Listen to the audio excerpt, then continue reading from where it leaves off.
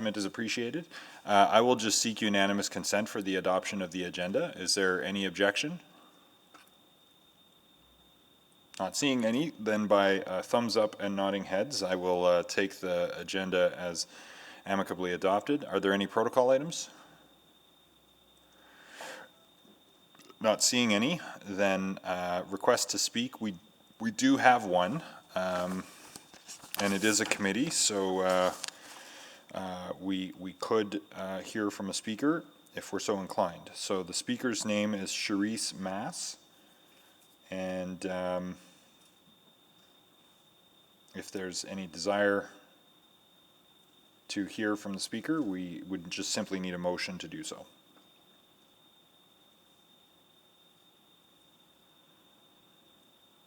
Okay, I believe we have correspondence from that individual as well, so we do have a perspective on record there.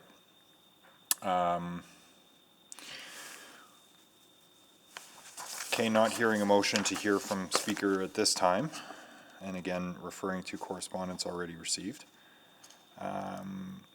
Let's then go to item 3.1, the presentation from administration on the COVID-19 response, including city administration's mandatory mask decision-making model and associated fact-based indicators.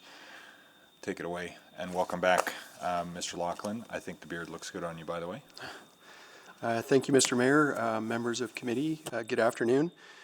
In chambers today, Ms. Mary Pearson, our Deputy City Manager of Financial and Corporate Services, David Aiken, the relaunch task team lead, Bonnie Andreychuk, our City Solicitor, and Salima Ibrahim, our Chief of Staff in the City Manager's Office. Attending remotely are members of the Executive Leadership Team or representatives, and as noted earlier, Dr. Chris Sikora, Medical Officer of Health for the Edmonton Zone, is able to join us this afternoon as well to answer questions. So thank you, Dr. Sikora. In terms of today's discussions, it will focus on the mandatory use of non-medical face coverings in public and the city's decision-making matrix to support such action in Edmonton. We will provide current information on the pandemic situation in Edmonton. We will discuss evidence-based indicators that would trigger the mandatory use of face coverings. We will discuss recent survey results, and we will discuss what's occurring in other municipalities. Administration wants to provide the Emergency Advisory Committee with an objective and balanced view of an approach that we believe is a good fit for Edmonton. It recognizes our public health conditions as well as the practical considerations associated with introducing a new direction. We've been discussing these principles behind this issue for some time, and part of our analysis includes a municipal comparison. And for that, I'm going to turn it over to Mr. David Aiken to take us through that information. Thanks, Adam. This slide before you provides a familiar look to the case and outbreak numbers you receive each week in my weekly update memos. It provides a high-level view of the active and new cases, infection rates, and historical and comparison data. These numbers are just a few of the data pieces, indicators, and thresholds that we currently track. As you will recall, myself and a number of city staff meet twice a week with our Edmonton Zone Medical Officer of Health, Dr. Sikora, and the Edmonton Zone Pandemic Response Team. We meet to discuss the most recent surveillance data, outbreak nuances, trends, and support tactics and strategies the city can engage in to support the reduction of infection rates and support the health and safety of Edmontonians. These meetings are crucial to understand the local situation and how we might best respond to the changing landscape of COVID. Administration has been tracking municipalities across Canada and their responses to the question of mandatory face covering. We understand that face cover requirements for transit users in a number of cities have recently been implemented and are being seriously considered by others. To support any recommendations or decisions concerning face coverings, administration developed a decision-making model that includes 5 levels. From level 1, our current situation, highly recommended, to level 5, where a provincial health order is required to mandate mask use. I would just like to quickly go through the model to provide you with a clear indication of the levels and progression of response as the COVID situation changes. So to begin, Level 1 outlines the wearing of a face cover, whether on public transportation or in public spaces, is voluntary but highly recommended.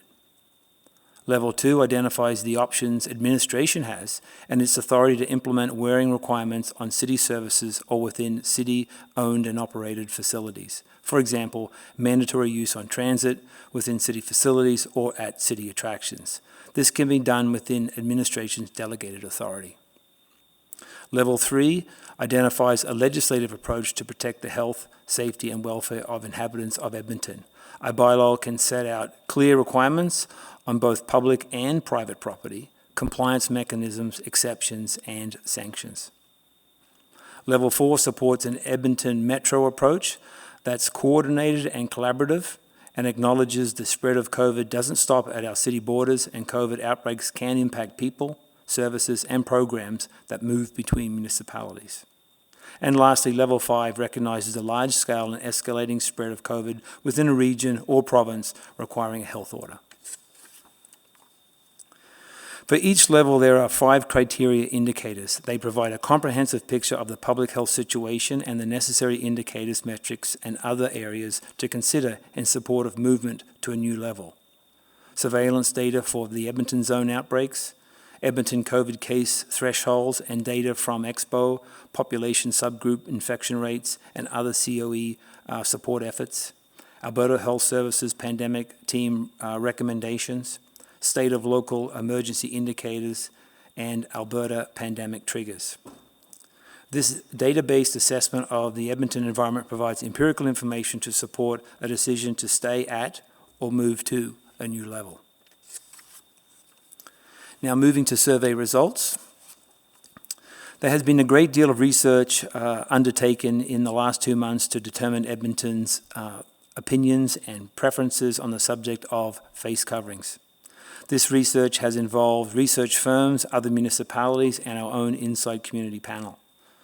Pressing questions have been asked about mental, physical, and financial health, communications, and mandatory masks, among other topics.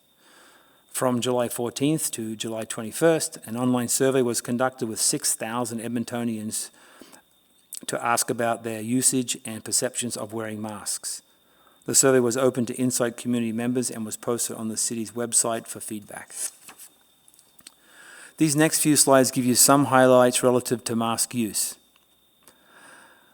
The Inside survey asked current and past transit users about what would make them likely to return to public transit and what would be the one thing that would make them return to public transit. 71% said mandatory masks would likely make them return, and 31% cited masks as the one thing that would make them return to transit. With respect to public places, 76% of respondents indicated that wearing a mask should be mandatory while indoors in public places. 94% of those respondents said masks should be worn to stop the spread of infection. 91% said masks will protect the most vulnerable population. 83% believed everyone needs to wear them for them to be effective. And 81% said that masks will keep people safe. Conversely, 14% said that masks should not be mandatory in indoor public places. 51% of those respondents said it takes their choice away. 40% said it creates further barriers for people with disabilities. 38% said masks are not suitable for those with breathing issues. And 36% believe masks are not effective protection. This next slide details Calgary's recent bylaw on face coverings. However, it should be noted that Calgary's council will be meeting next week to discuss amendments related to a few topics that they asked their administration to look into. This Calgary bylaw requires the wearing of face coverings in indoor public premises and in public vehicles.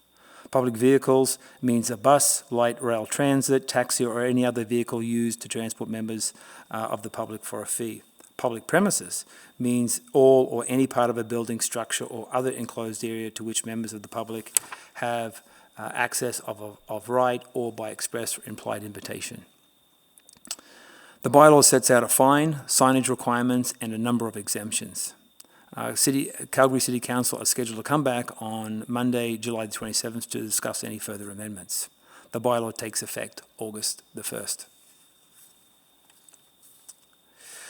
These next 3 slides make it clear that Edmonton's pandemic experience and response has been different from the Calgary experience. As this slide shows, new weekly COVID cases for the last 6 weeks have been relatively flat here in Edmonton. Blue showing the Edmonton situation, red Calgary. Obviously, each day can bring a rapid change in numbers, outbreak locations, trends, and require a quick response. The current Calgary situation may be a foreshadowing of how quickly conditions can change. One of the indicators that is tracked is cases per 100,000 population. The active case rate for each of Edmonton's zones is a key public health indicator.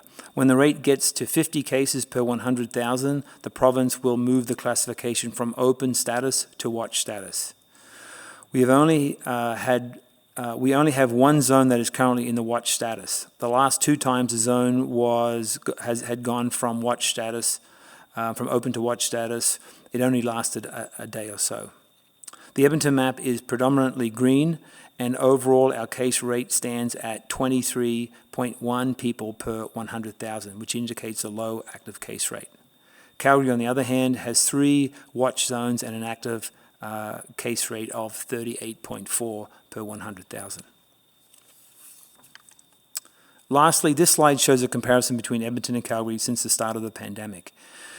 Infection rate trend in the Edmonton zone has been smaller and less variable than the rate experienced in Calgary. The recent uptick in Calgary seems related in part to community transfer.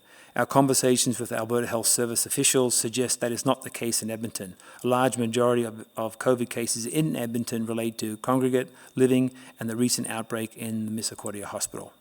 With that, I'll turn it back to Adam. Thank you, David. In summary, we have looked at public health data to understand key data and trends in the Edmonton zone. We have listened to feedback of thousands of Edmontonians and learned of their opinions and preferences about wearing face coverings. The mandatory use of face coverings is critical for reassuring and motivating Edmontonians to return to transit. The link to stimulating economic activity and a successful return to school is direct. We believe there is an opportunity to improve the culture of safety in the city through this face covering direction. We recognize that while the course of the pandemic has played out differently in Edmonton than in Calgary, as David noted, our commitment to keeping our community safe and protected from a spike in cases is the same. Therefore, we are moving to level 2 in our decision-making model. Administration-directed mandatory usage of face coverings when inside city-owned and operated facilities, amenities, attractions, and services. We recommend an effective date of August 1st.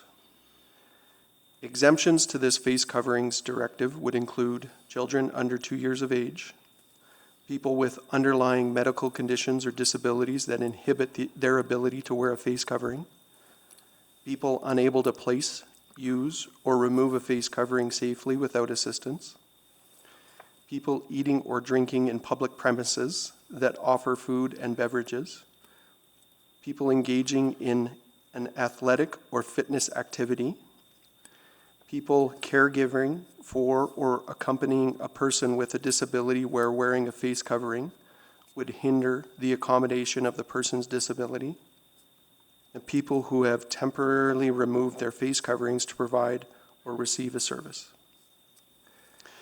A GBA plus lens has been applied to this recommendation, and our intent is to not enforce it punitively on marginalized populations. Internally, this decision will have many implications for our employees and partners, and we'll be taking the next few days to identify and accommodate any adjustments necessary to keep employees safe and productive. As we have done in the past, we will focus our enforcement efforts on awareness and education. We believe it is possible to change behavior by positive reinforcement and by reminding Edmontonians of the role they each play in keeping each other safe. Edmontonians have done the difficult work of keeping the infection rates low, and we are confident that this additional safety measure will receive good compliance. This virus does not have boundaries, and so we also need to coordinate the decision with our municipal partners in the metro region, and that conversation has started. Should council wish to move to level 3, we would provide bylaw options for council's consideration. But at this time, with the move to level 2 and the data presented by David, we do not feel the move to level 3 is required. A mandatory face covering or mask decision is more appropriate, more broadly, coming from the Public Health Authority. That concludes our presentation, and all in the room and online are available to answer any questions that you have. Thank you. Well, thanks, Adam, for turning this around quickly, and David for the work behind it, and to you both, to the teams who worked on this. Dr. Sikora, do you have any supplemental comments before we go to questions?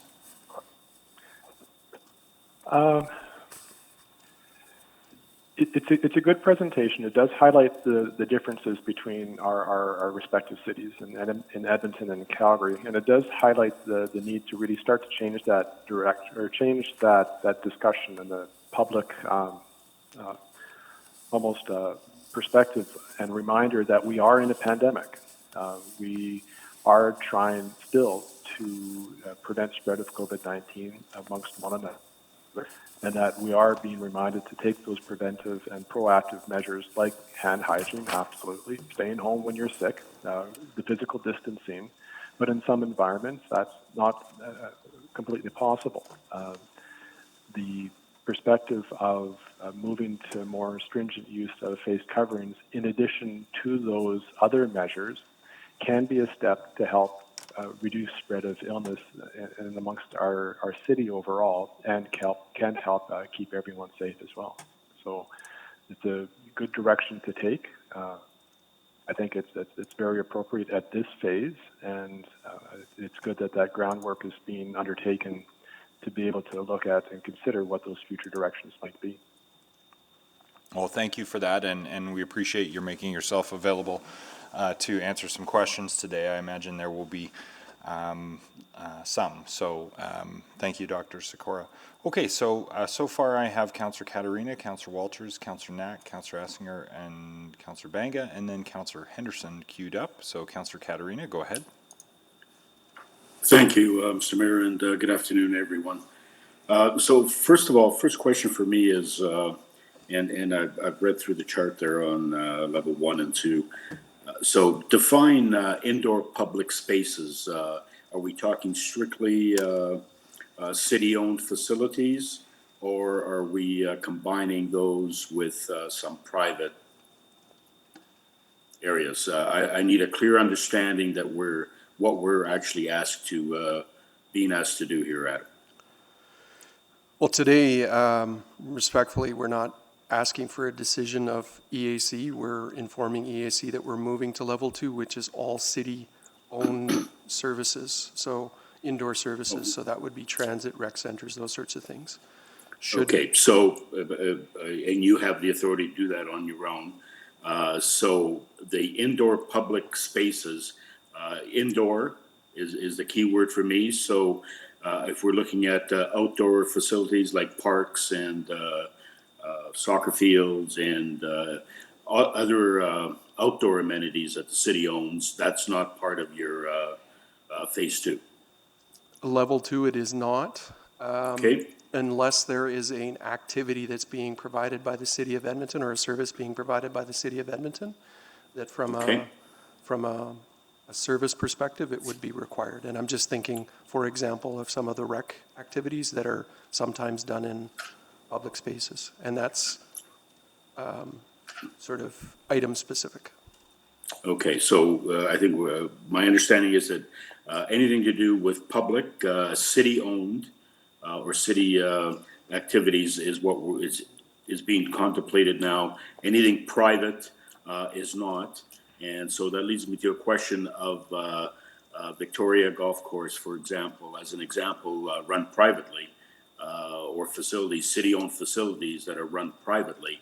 how does that affect? Do we have the ability to control those, or there's a private contract in place or lease agreement? Does that affect those types of facilities? So that is city-owned and operated. There certainly is a lease for a provider for the restaurant in there. And Right. those are the details that we're going to be working out over the next few days here in terms of Okay. exactly how we set that up. We identified August 1st to give us some time to figure that out, Councillor Katarina. Okay, so we don't actually have a 100% sort of accuracy. Okay.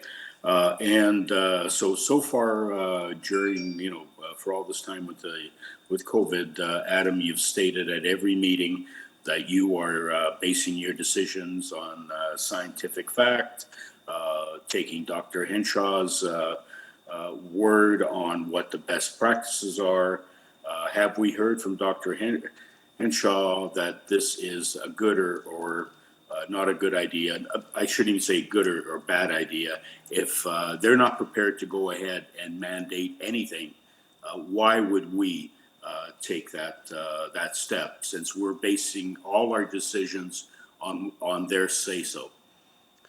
It's a great question, Councillor Katarina. So you're right. We have really used the indicators and the data to drive decisions, and it's proved to serve us well.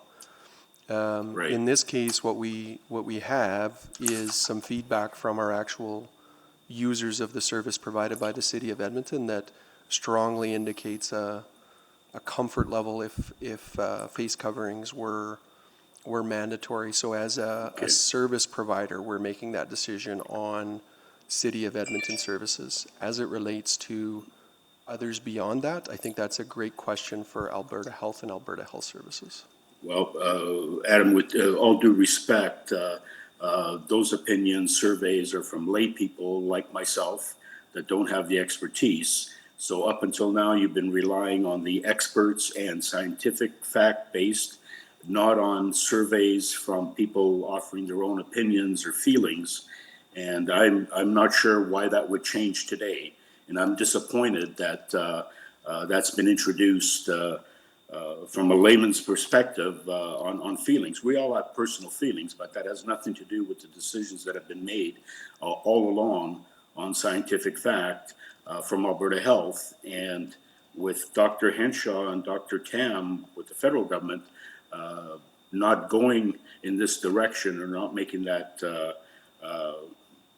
suggestion to go mandatory, I'm lost as to why we would be sitting here today, given our history of taking their advice.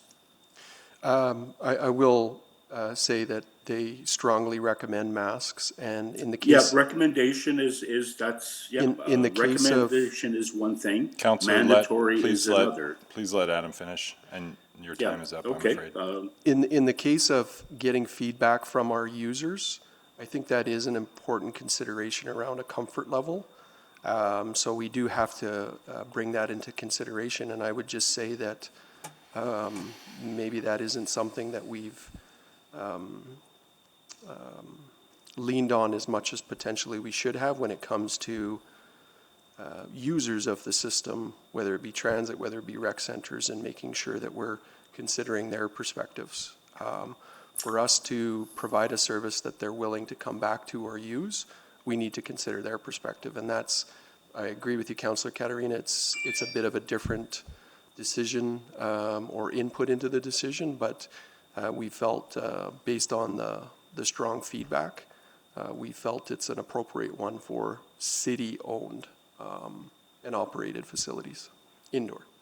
Thank you. Councillor Walters? Okay. Thank you, Adam. Thank you. Hi, Adam and everybody. Maybe to start, Dr. Sikora, the numbers related to the Edmonton-Duggan zone being on the watch list, is that primarily, just confirming that's primarily associated with the Good Samaritan Seniors Lodge, or is the neighborhoods or the residential areas around that seeing an increase as well? Yeah, The Duggan area having gone to a blue watch category is largely related to the outbreak at that particular facility. I believe 22 of 24 cases were all linked to that facility itself, and they are residents. Right, of course. So that's being contained there. Okay, so Adam or David, is there any research that we're aware of about people who oppose masks also opposing other measures related to the pandemic? So they wouldn't adhere to physical distancing or hand washing, thus creating a greater risk. Do we know any of that? We've heard of other municipalities in the US and in Canada doing some research, but we haven't actually at this point got our hands on anything definitive relative to that question.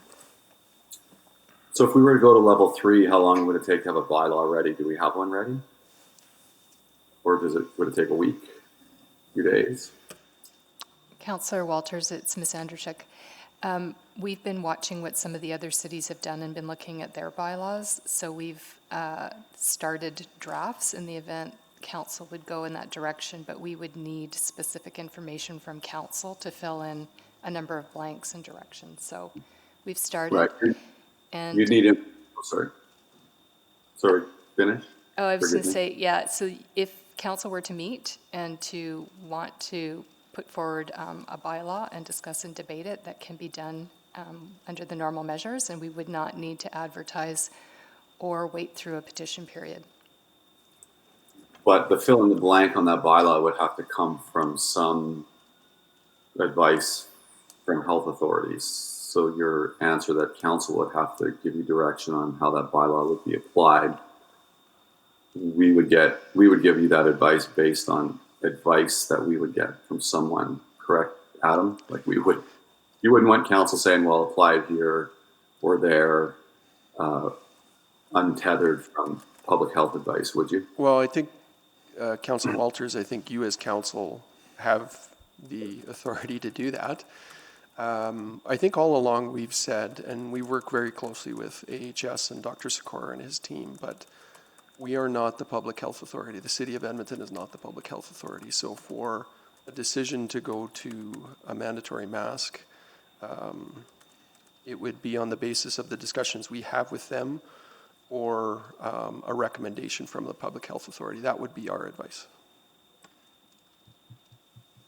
No matter whether it's level 2 or level 3, can you describe the level of education and communications about proper use of masks, how to handle them, clean them, dispose of them, etc.? I think without adequately doing that, making anything mandatory may be fairly futile.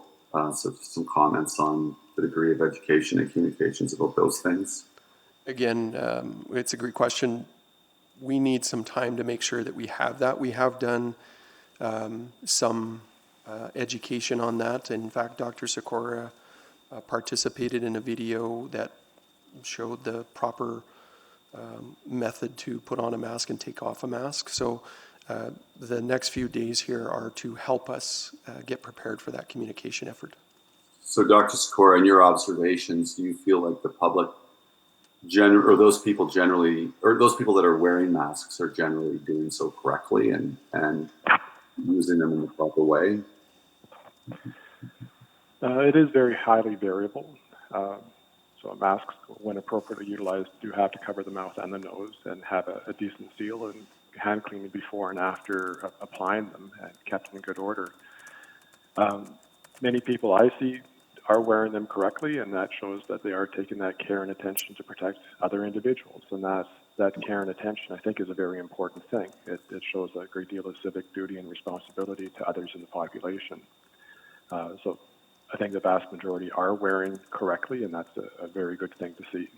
And I think with appropriate support and awareness, individuals can be very successful in both the hand hygiene, the physical distancing, but also those other aspects to helping limit the transmission of COVID-19 within our population. How many times are you permitted to wear a disposable mask? Once. So we have no way of telling whether someone's just picking it off the seat of their car, throwing it on, get into their wife's car, right? There's really no way to be able to tell. The washable masks should be worn and then laundered afterwards appropriately, and then to be reused again after, but only after laundering. After one use. Yeah. Okay, I'm probably out of time, I imagine. It's going. Yes, thank you though, Councillor. Councillor Knack? Thank you, Mr. Mayor, and thank you everyone for coming today and being a part of this. So for me, I've tried to sort of boil this down to three series of questions. So the first relates to the effectiveness of masks. The second is, I guess in this case, whether we should move to level 3 or stay at level 2. And then finally, what would we do if we were to go to level 3 in terms of enforcement, which has been touched on a bit with this. So I think the first series of questions would be primarily for Dr. Sikora. What I've been reading in terms of peer-reviewed evidence so far suggests that masks are certainly effective now in reducing the transmission of the virus. I think there was some uncertainty early on, but that doesn't seem to be the case now with more recent studies. But I'm not the expert. I don't know all of the areas I should be reading. So what are you seeing in terms of that literature? There is a great deal of variability, and of course that's really determined on what type of a mask it is overall. The very strict surgical masks have a pretty good, or actually excellent, protection level, whereas the use of paper masks, very thin or dependent on the type of fabric, it's going to be very variable. That being said, for an individual who is symptomatic, wearing a face mask protects people around them. It protects it protects other people from getting exposed to that symptomatic individual. So it protects others overall. And is that becoming more consistent in the literature that's coming out? There's again, I've seen some older things where it was a bit more uncertain. I've read some newer things, but I'm curious what you've been reading and if that's been the trend you've been seeing as well. It is the general trend overall, and certainly through this pandemic, we have had a refinement over time of the data and the information, which is expected with any emerging field.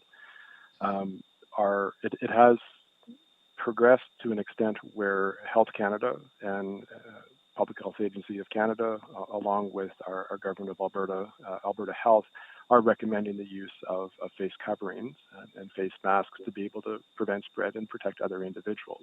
And that's been a consistent thing across our Canadian provinces and certainly within many of our U.S. partner jurisdictions as well.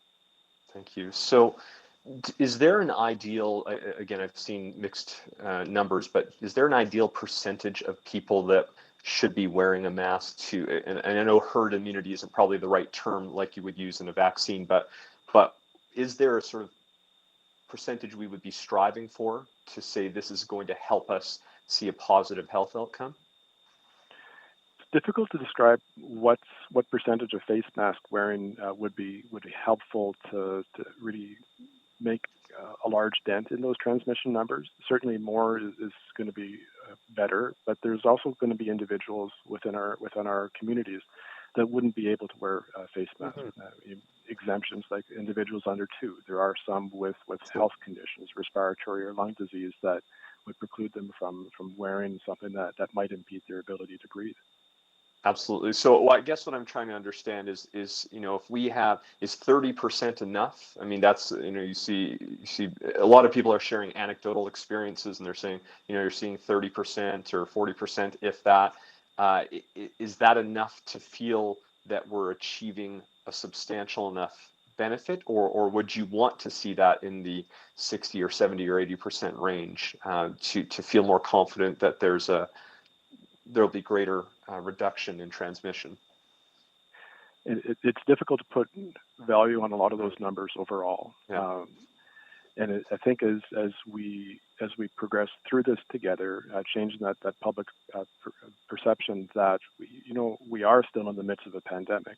Wearing a face mask when I go out to do grocery shopping or visit my bank is a reminder to myself that I am in the midst of a pandemic and I shouldn't be touching my face, and I'm taking extra precautions to wash my hands. And as a side added benefit. I am protecting other individuals should I be symptomatic without my knowing about it yet.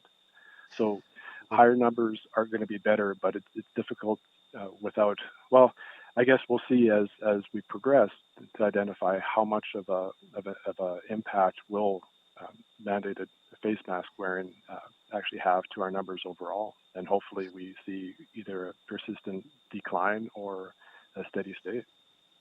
I guess the last question on this is what, there's a concern that we're starting to see a reduction in people doing physical distancing, being as attentive in those other tools that we have to reduce the spread. And are you seeing that as an organization, as an agency? And if so, does that, are you at the point where you feel it's troubling, or are you pretty comfortable with still where it's at based off what you've been witnessing? Well, we are in phase 2 of relaunch as sort of orchestrated and designed by our partners at Alberta Health. That has brought forward greater gathering sizes and greater opportunities for individuals to be amongst each other, balancing that with the consistent messaging of 2 meter social distancing or physical distancing, the hand hygiene, and the staying home when you're sick does have to be part of that complete package of messaging to our public and to our population. Overall, having tools to be able to encourage greater uptake of face mask use is something that can be helpful to help ultimately reduce spread of COVID in our population. Okay, I'm out of time, I believe, Mr. Mayor. I'll come in for a second round. Thank you. Thank you. Councillor Essinger? Thank you. And I just want to understand first from Mr. Laughlin and then from Dr. Sikora, the difference between going from number 2 to number 3 in your recommendation. Is it specific numbers we're looking for before you would recommend us going to a municipal bylaw? You just help me understand the rationale. Well, I'll ask Mr. Aitken to support in this because as per the previous discussion, some of the indicators would be a driver behind moving from level 2 to level 3. Again, a big driver for us to move forward with level 2 was the direct feedback from the users of city services. But to go to level 3 takes it well beyond that. It takes it into private sector, other public spaces that are privately owned. So I'll see if David can add to that in terms of some of the more specifics.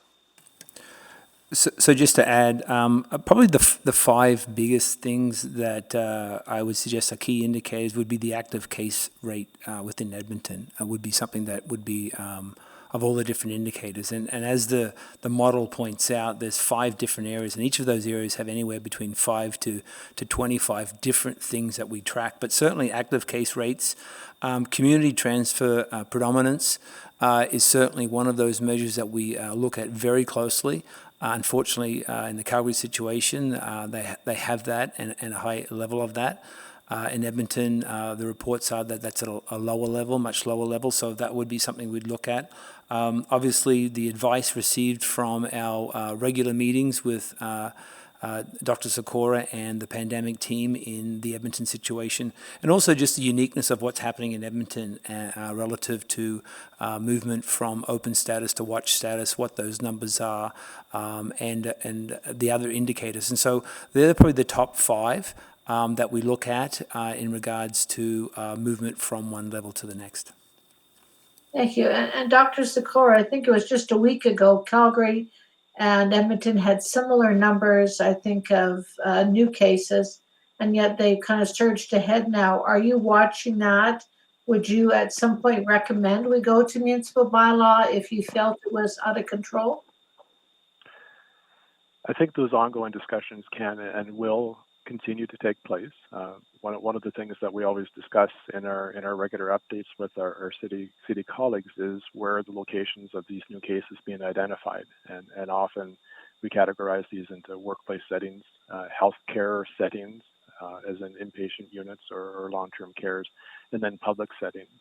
And one of the purposes of us meeting twice weekly was to identify, are there public locations that are more likely to have transmission events associated with them. And certainly our experience here in Edmonton has been that the majority of the cases that have been most recently brought forward or most recently identified are mainly related to our long-term care and our long-term cares and our hospital facilities themselves. Okay. My next question is around enforcement. If we go to, as you go to level 2, which you're recommending you're going to do, how does that enforcement look if someone comes on a bus and doesn't want to wear a mask? Are we putting the driver in a difficult space, or how do you handle that? So we are currently developing the procedures and policies to deal with that. But you're right, it's not straightforward, but we think there's a number of steps that we would follow. And the first would be to request compliance to that direction to ensure that they have a mask when they're getting on transit or within a city-owned and operated facility. Education and awareness is key in ensuring that Edmontonians understand that requirement when it comes to city services and programs. Certainly there is the ability for us to refuse service if we can't gain that compliance from those individuals as a means to get them to comply to the direction, and also request to leave the building or the bus is also an option when it comes to gaining compliance. Okay, my last question is, have we talked to business folks? I've heard from a number of businesses that would prefer us to make it mandatory, to make it easier for them to encourage people to do so. So have we been talking to businesses? There have been discussions with the chamber, some of the BIAs, and certainly businesses do have a little bit more latitude in that they can just make it a component of their operations. But we have been in discussions with the chamber and with BIAs to get a sense of support for this and support for anything further. Ongoing discussions, and we continue to support them the best we can. Certainly if Councillor Walters asked earlier, if there's an indication from the business community that they need something like this, that is a consideration that I think council should consider.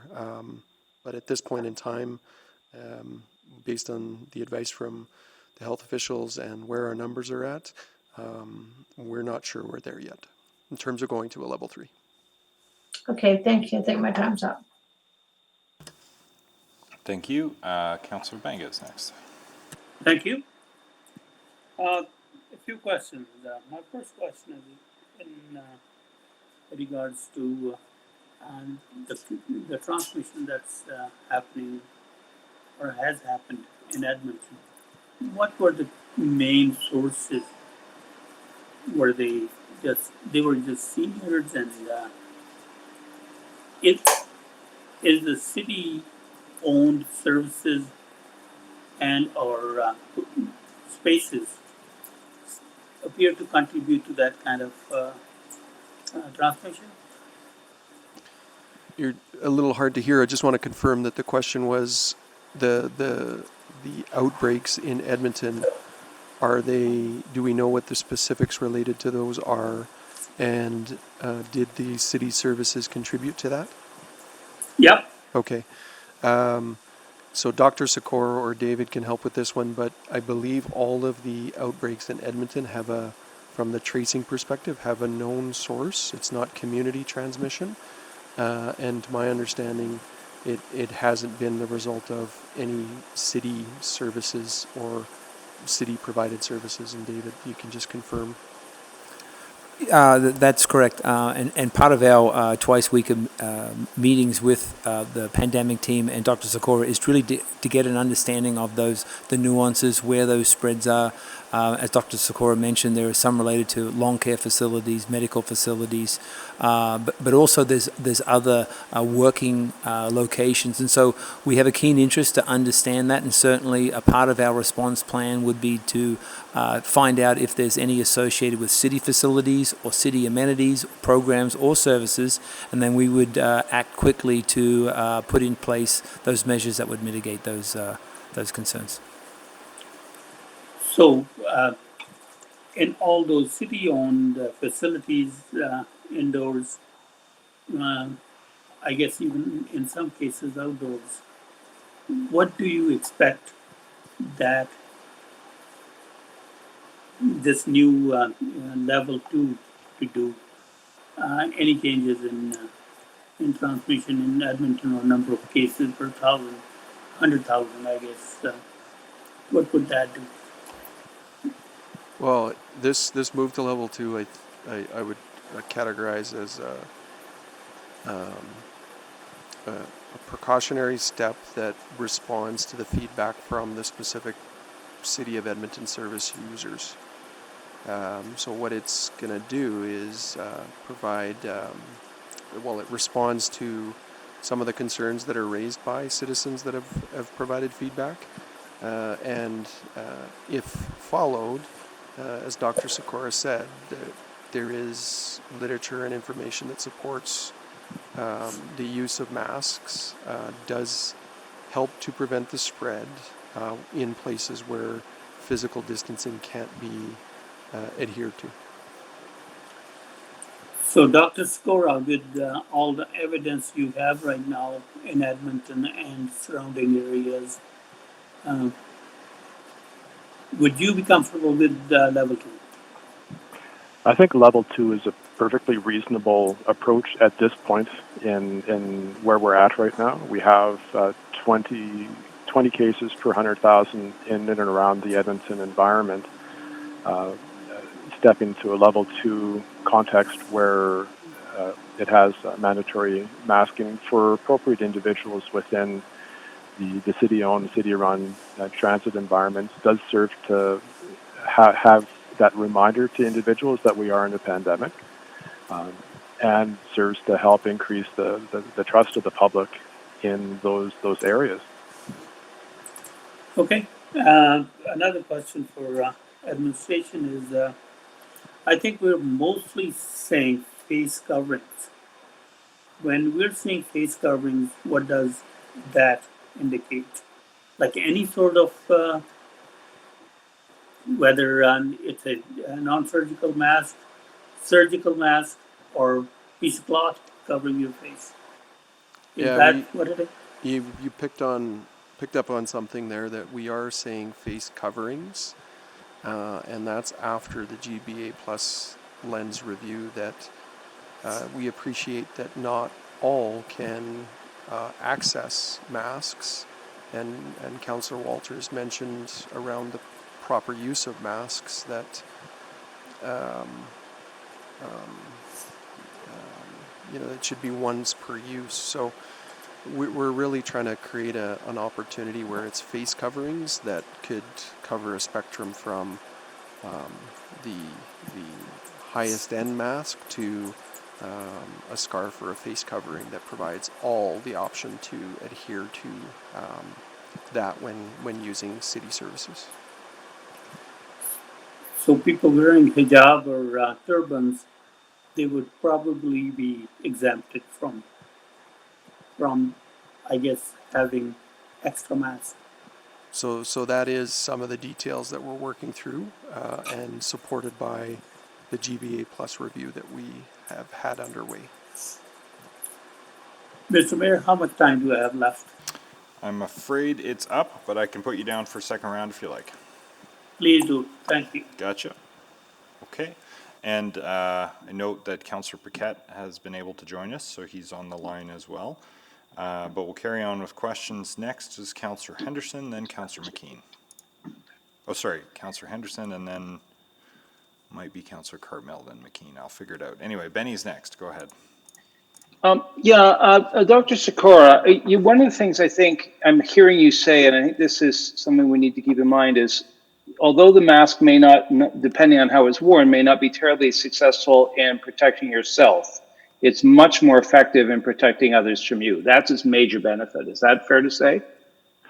That is correct. Because I guess the benefit. Yeah. The benefit to you as an individual.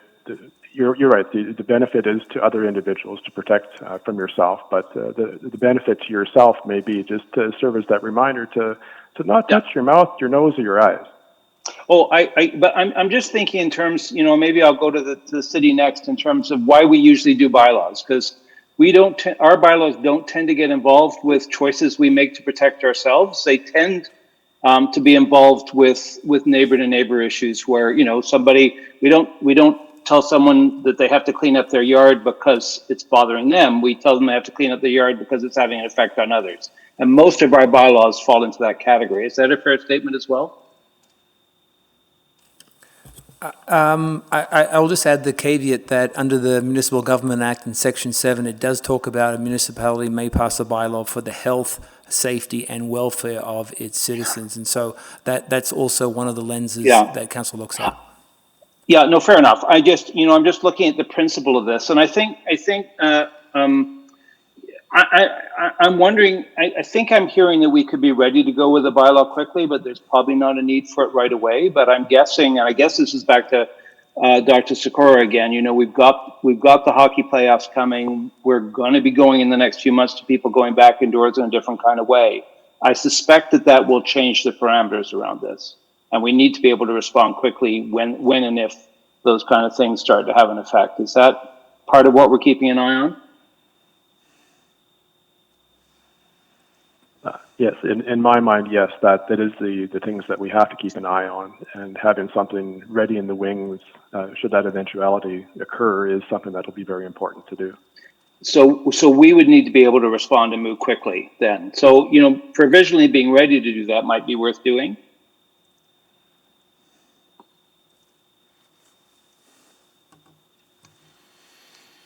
Is that a question for administration? Yeah. I'm not sure either. Sorry. Maybe I'll help Chris out. Yeah. The reason for the decision-making model is to actually provide council some informed choices around steps and recommendations from administration. So the fact that we've got the early steps of creating a bylaw is to indeed be prepared to move quickly should, based on indicators that David has mentioned, things to watch that Dr. Sikora has mentioned, that we can react quickly or move quickly to ensure that is in place. So you're correct. Yeah, and in the meantime, this makes sense to me in terms of some of our services like transit that people either don't have a choice to use or reluctant to use. It's about making people can't protect themselves, but knowing that someone else is wearing a mask helps them be protected. And if that's going to allow more people to use transit or protect people that have no choice but to use transit, that's why we would have a look at. That's your argument is that's why we should be looking at that. It's more about making people feel safe and being safe from others. By saying that everybody in those circumstances will need to wear a mask. That correct? was, and per the answers to Councillor Katarina earlier, a big driver for us to move to level 2 is the feedback that we got from the users. Yeah. And that makes a difference. That means we can get more people back on the buses. We can get more people back using the rec centers if they feel safe and comfortable doing so. That has positive benefits for us and for them, correct? That's correct. Yeah. And then my last, sorry, well, I was just going to say, and in economic recovery, transit is an essential, critically essential service to be able to drive that. Yeah, and many people don't have the choice whether to use it or not. My last question is: we have other cities that have already gone down the road in terms of transit with doing this. Do we, in terms of enforcement, in terms of how that played out, do we know how well it's gone?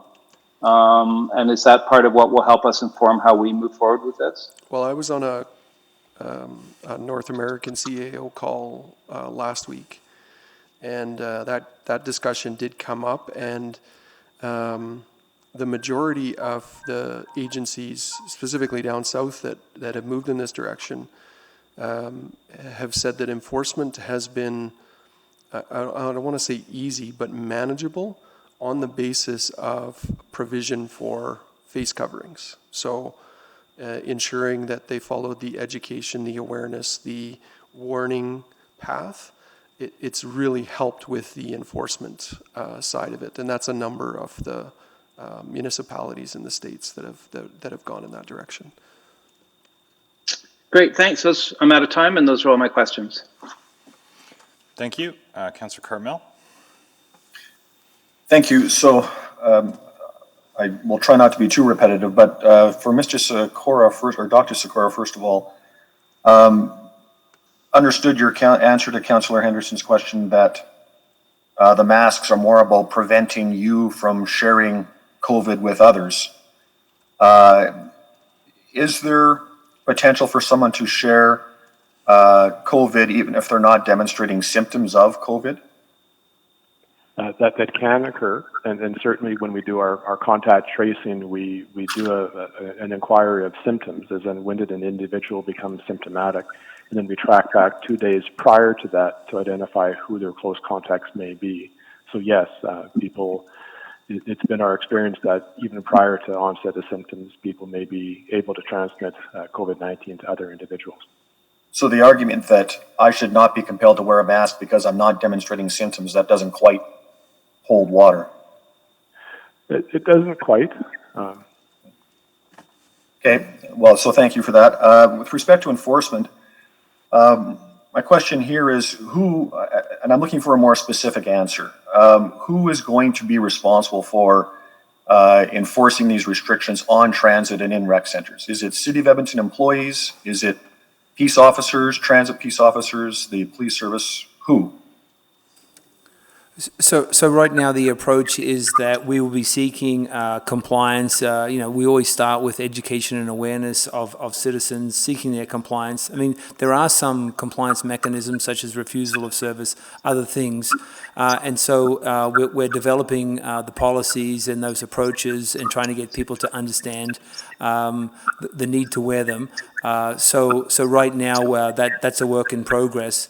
But as you know, it takes a movement to level 3 and a bylaw piece to actually put in place those formalized mechanisms for sanctioning, such as fines and compliance pieces. And so right now we think level 2 is supported and that we can work with city staff to educate and communicate the need to wear the masks and the value.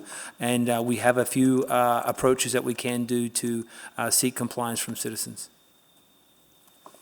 Well, that still raises a concern for me about that confrontational interaction where someone simply refuses to wear a mask and refuses to leave the premises. So I'm guessing that we're going to try to find a solution to that particular circumstance? That's correct.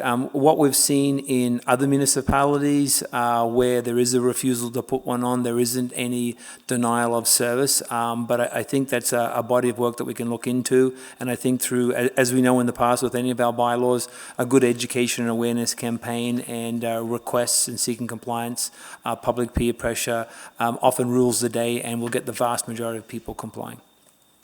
So if we were to move to a bylaw, either now or soon, would we be able to specifically identify a particular metric or a particular set of metrics that would determine when mandatory use of masks would end?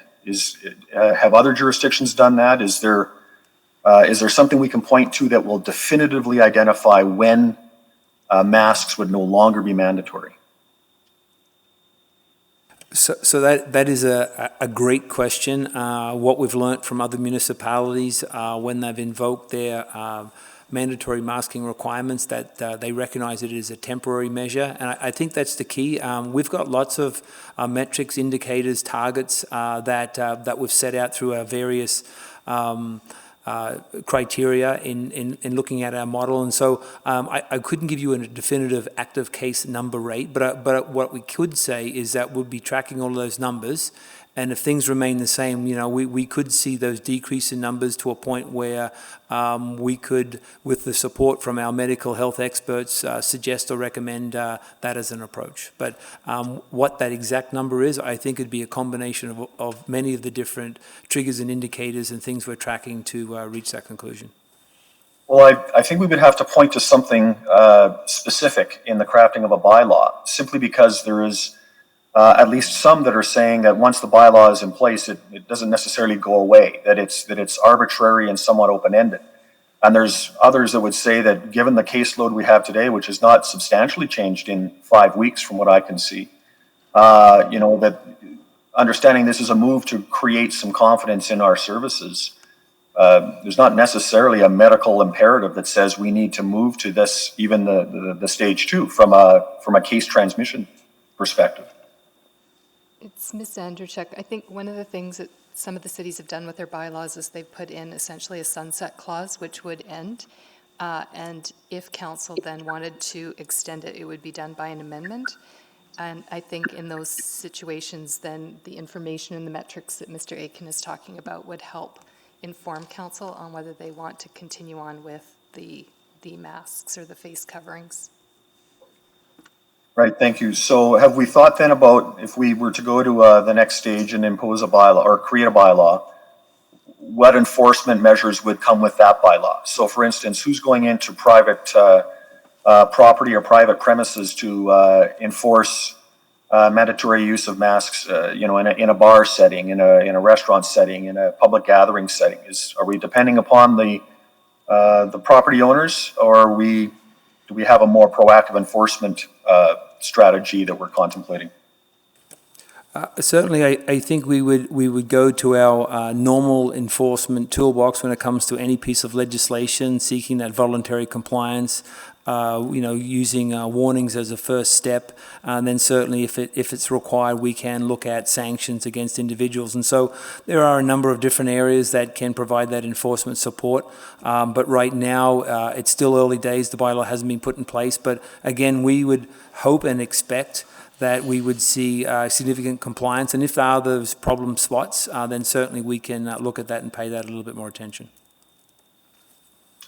Would there be a distinction made between the employees in a particular place and the patrons in a particular place in terms of who's held responsible for ensuring those everyone's wearing a mask, or that masks are provided, or that kind of a thing?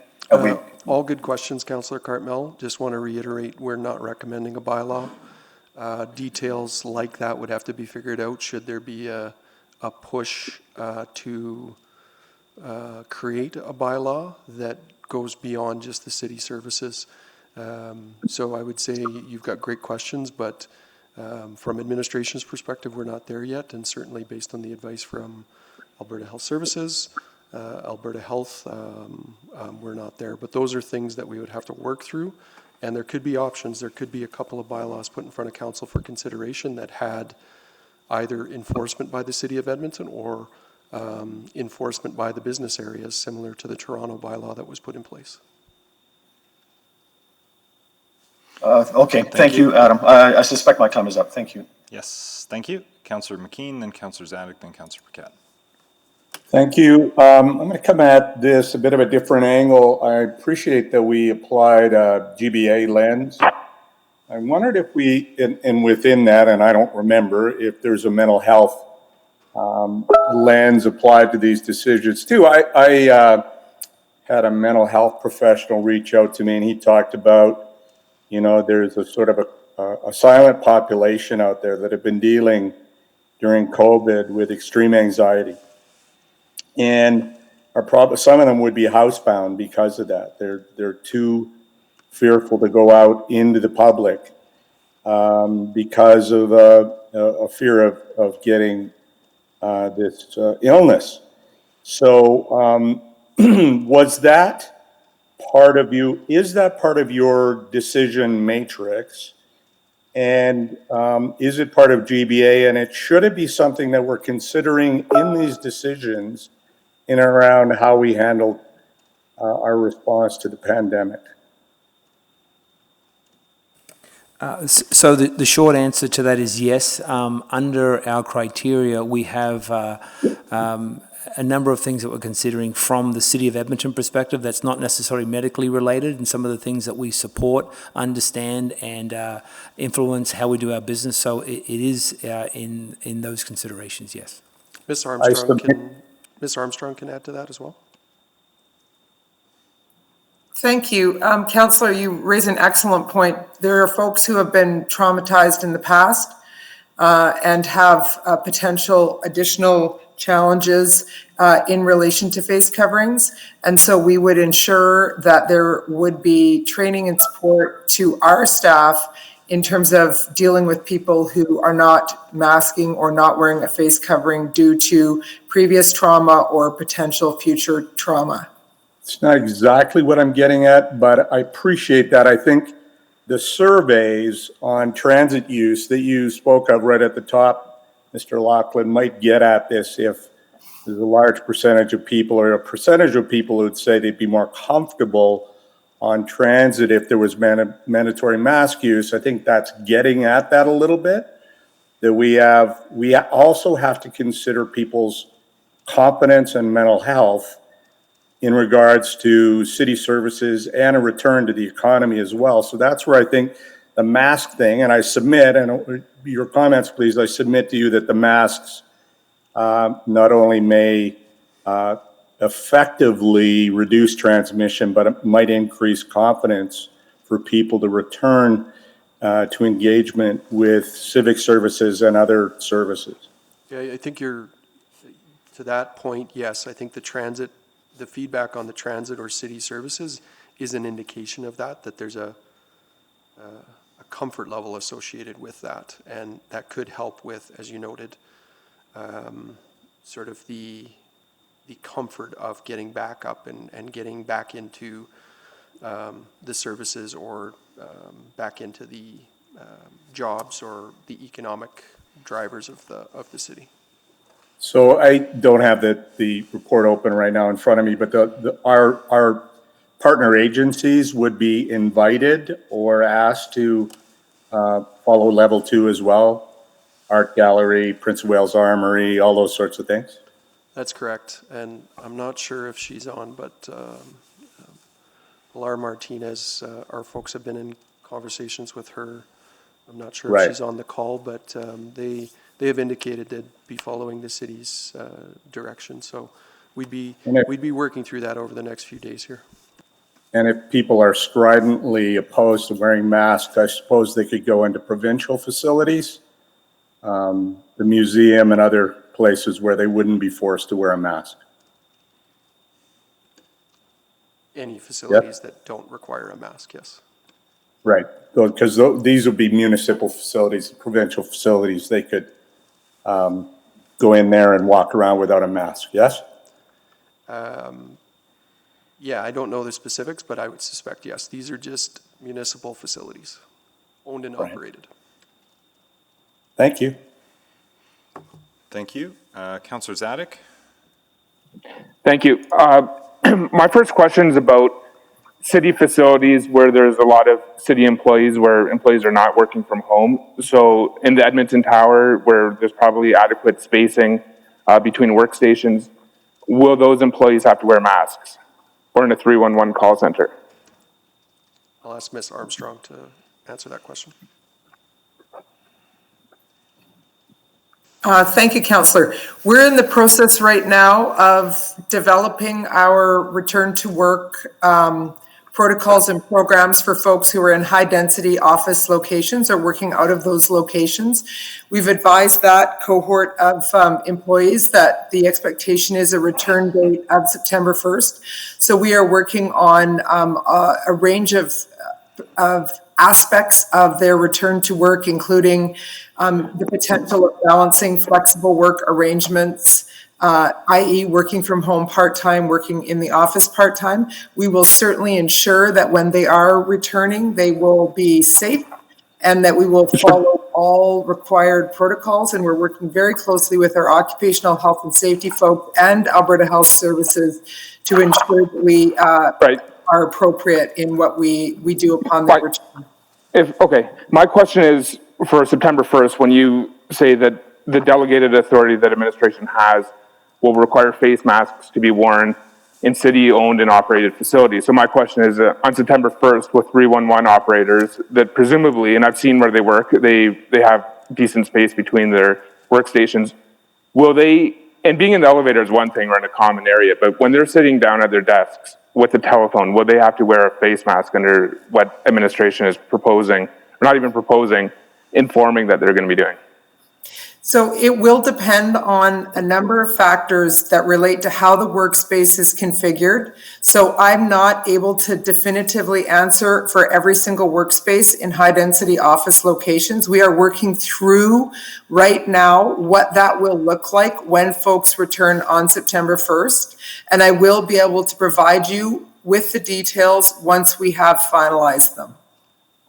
Well, I would encourage you to look into that because I think there should be many exceptions, particularly for city employees that are not in close proximity to the public. Moving on, a lot of the justification I heard for this plan that administration has seems to be to build up ridership on transit. And if that's the case, that could be a good objective in its own, but I'm just not totally clear why that would also apply to rec centers and other city-owned facilities when it really seemed to me that this is a drive to get people back on the bus and feel comfortable doing so. Respectfully, I would say that it's actually feedback on all City of Edmonton public-facing facilities, and that's the application that we're applying in this. Transit is one of them, but it does apply to rec centers. Certainly, there's situations within a rec center where it would be different, specifically where the guidelines identify that while you're under extreme physical exertion, you shouldn't be wearing a mask, but in other locations it would apply. So it's for all city-owned and operated facilities. Okay, just in the spirit of feedback, then I should let you know that I'm not hearing conclusively one side versus the other winning in this debate. I just provide that. I know we gave out some free masks, quite a few, on buses and at LRT stations.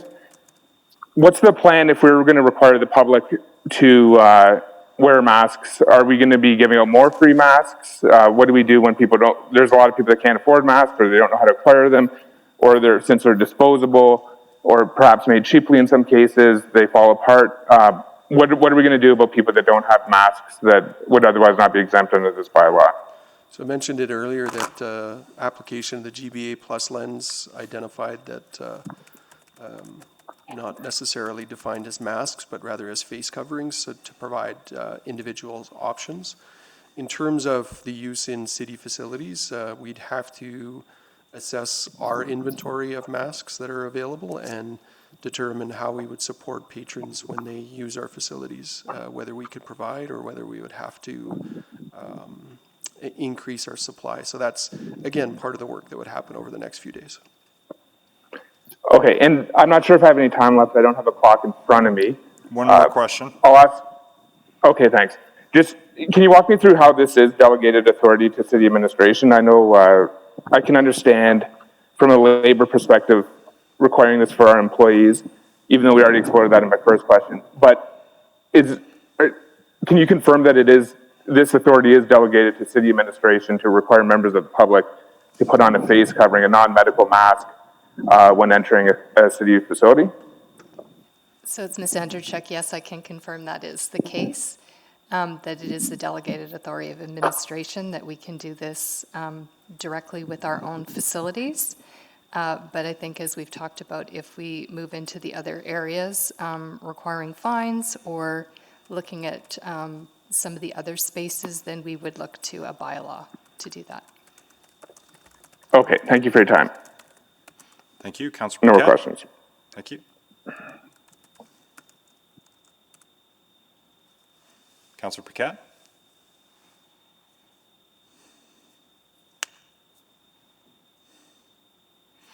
Okay, I'll come back to him. Is there anybody else on the first round? Okay, maybe just a few questions. I mean, in plain language, our riders want them, and our riders who want to come back want other riders to be wearing them as well, so that they feel safe and confident to be on public transit together. Yes, riders and users of city facilities. And more broadly, other city facilities, but that feedback is strongest and clearest, I think, with transit. I don't minimize at all that it's for other facilities as well, but transit is the sort of captive space. Like, you have a choice whether to go into the library or not, but if you need to get to work and that bus is coming by and it's full, you have a very difficult choice to make, but that gets a little bit easier if you're wearing a mask and everyone else on the bus save anyone with an exception condition is by and large wearing a mask. That's the premise. Close to 3/4 of the responses were in favor of that, yes. So, I mean, that has some benefit to being able to give people not just a sense of safety, but scientifically backed improved safety on the service. And of course, there's benefits to the city of us bringing back more riders, but fundamentally for people who need to get to work or in a few weeks' time school, that is a lifeline and an essential service for people. But to make way for people to have confidence to use it, I think the feedback there is pretty clear. And I do think that's a key indicator, but I think it is backed by science. So on that, maybe Dr. Sikora, just to double check if I'm interpreting what Dr. Hinshaw has been saying, you are expected to wear a mask if you cannot maintain physical distancing. Is that an order, or is that an urging? It's highly recommended that if you're unable to maintain that 2 meter distance in between other individuals, that a mask be worn or a face covering be worn. And public transit is one of those spaces where, for reasons beyond your control, as a bus or train car loads up, it may be difficult to maintain that distancing.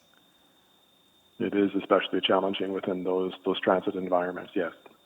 I won't ask you to give an opinion on why the government of Alberta hasn't just made that a direction then and has left it to us, but recognizing that the Chief Medical Officer of Health's advice to us all as Albertans is to wear a mask where you can't maintain distancing, and given that we cannot, I guess what it boils down to is we cannot guarantee that everyone will have 6 feet between them on the bus or LRT.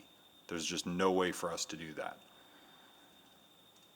That's correct. Therefore, it follows that in the absence of guaranteed physical distancing on public transit, the only responsible choice is to require, where there is still a pandemic condition, and there is, notwithstanding that we're on top of it and that there isn't community transmission today, if that changes, and we've seen how quickly that can change in Calgary, that represents a risk to the public and potentially a risk to our staff, though they have the benefit of the partition, which has kept them safe since the beginning of this. And all of our buses have the partition now, yes?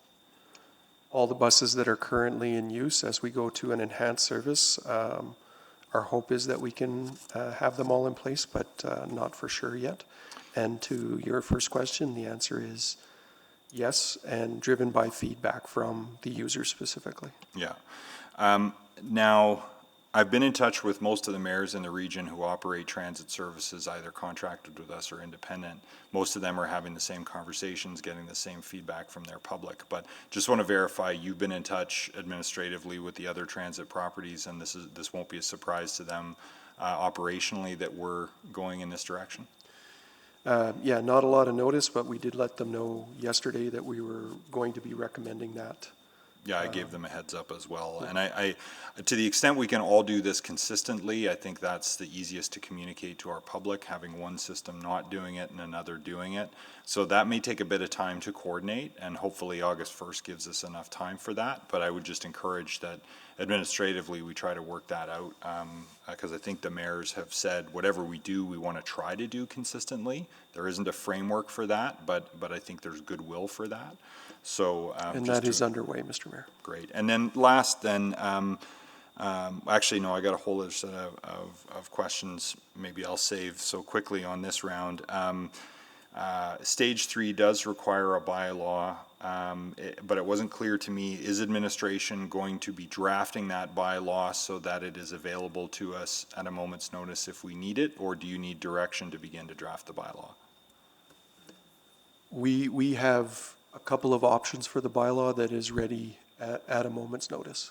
Okay, so direction's not necessary from us if we need to move to stage 3, and if a bylaw is required, drafts are ready with a couple of different options. Now there are sort of all-in options, and then there are by degrees phased options. Those are some of the kinds of options that you would be able to put before us if we were to get to stage 3. That is correct. So we'd be looking at a number of things in different models. So some of the cities like Toronto and Calgary have taken very different approaches, and we would be providing options around both. where we would then fill in the blanks based on what council would like to do. I think a memo with all of those options to begin to familiarize ourselves as legislators in our bylaw passing capacity at some point would be helpful, so that we don't have to come into that cold if and when the time comes. And I think to the extent that that can be shared with the public also to get general feedback from business particularly who might be impacted, from Chamber of Commerce and other stakeholders, if there's some way we can do some engagement around that for ourselves and for the public's benefit of what those options are and get feedback. I know that's opening a bit of a public engagement can, but I'd rather do that than just bring it all at once at the 11th hour. So if there's a way to at a high level at least to make sure that the options are transparent and that there's an opportunity for issues that have either been learned of in Toronto or in Calgary to be flagged by ourselves, by our public, and by stakeholders who would be affected on the business side. So I think with the memo, we can absolutely do that once we get it in a state where it is shareable. And as I mentioned earlier, we've had discussions with Chamber of Commerce and we're in regular discussions with the BIAs, and so we can engage in that capacity, I would suggest. Great, that's fantastic. I'm out of time, I'll stop there. I'll check one more time on the first round. Councillor Paquette?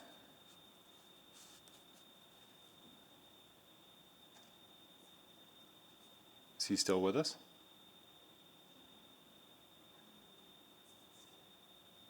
You might need to *6 yourself, Councillor, to unmute yourself. Okay, we'll see if the clerks can give you a little bit of support, assuming you can hear us. So we'll come back to you if we're able to get you back online. Okay, so we're on to the second round now, which starts with Councillor Knack and then Councillor Banga, and we'll go from there. Councillor Knack on the second round. Sure, thank you, Mr. Mayor. And just a bit of an advance notice, there's a slight chance I may have to quickly exit out. I'm currently in the city of Calgary for AUMA, and they just had a tornado warning issued, so I'll just monitor that very closely, and if I have to run quickly, I will. In the meantime, I'll go through some of the questions that I have. Dr. Sikora, I wanted to double check a few more things. So you had stated in one of the earlier responses that you felt level 2 was reasonable. I'm curious as to, do you feel level 3 today is reasonable or unreasonable based off the data in front of us right now? Not whether it should be mandated, but I'm just curious, do you feel that would be a reasonable step if you felt that level 2 is reasonable at this stage? I think keeping level 3 in the back pocket is something important to be able to be ready for. I mean, we have a per capita rate that's half of what Calgary is, and many of our Edmonton-based cases are explainable, at least those transmission events are otherwise explainable by facilities. And I think we have to keep a very close eye on what that community-based transmission is in and around our environment, and we have to collectively take steps to be able to help reduce that spread, either through our physical distancing and other measures. So the strong recommendation around face masks in general public environments is a good thing overall. Our phase 2 approach of having within our city-owned facilities, including buses, to help enable individuals to have that increased level of safety is something that can be very helpful. Okay. What I'm curious about is if there is a scenario. So I'm trying to better understand what would require, or what would push Alberta Health over to going from strongly recommended to required right now for masks, and not necessarily province-wide, but even in a particular zone. What are the criteria that you're looking at right now? And yes, is that hail? Yes. You know what?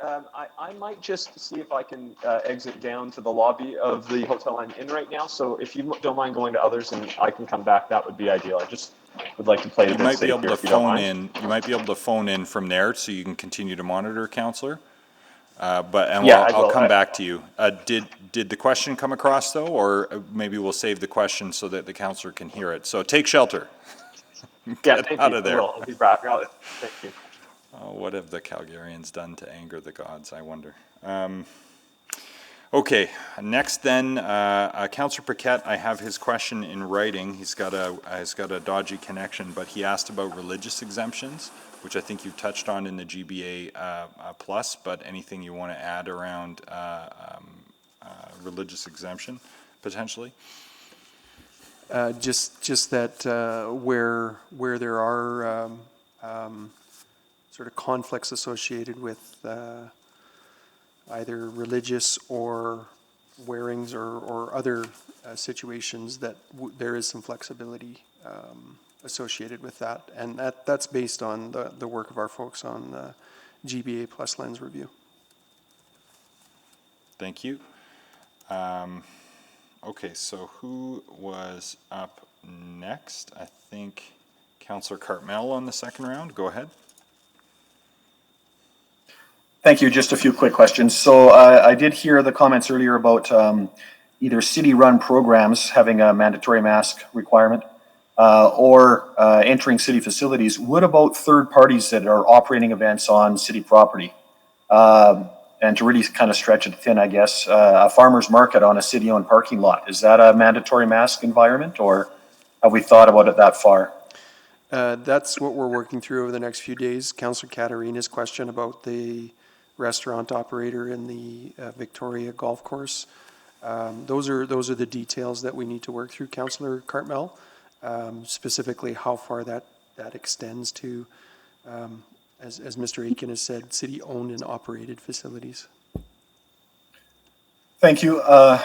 Perhaps a bit of a tricky question, but we've heard that the province, at least this is what I've heard, is that the province would rather not to make masks mandatory across the province because there's some rural counties and towns that have a different situation, et cetera, that, that one size doesn't fit all necessarily. Do we know if the province has the ability to create a mandatory mask environment in particular jurisdictions without making it across the province? Could they do that theoretically? Do we know? It's Ms. Andriachuk. Yes, they can. Under the Public Health Act, the Chief Medical Officer would have the authority to do that. In particular regions or what have you? Yes. Yes, and recall when they moved to stage 2, I believe, I'm forgetting the stages, Calgary and Brooks didn't move at the same rate. Okay, so interesting from that perspective. Last question then. You very clearly articulated that a good part of moving to stage 2 is to provide confidence to those that want to use transit, want to use our facilities, that they will be safe and they want to see this move made. I'm not quite sure if that's the same feedback you're getting or not. Very anecdotally, some of the feedback I'm getting is that people would like that same confidence in private commercial property. The stores that they get their groceries, the places they go for other goods and services, and that they would like to have that same feeling of safety, that same feeling of comfort, that same level playing field, if you will, of one set of rules is going to govern all public places. Has the feedback you've gotten from the Chamber and from the BIAs spoken specifically to that more economic perspective as opposed to a health perspective?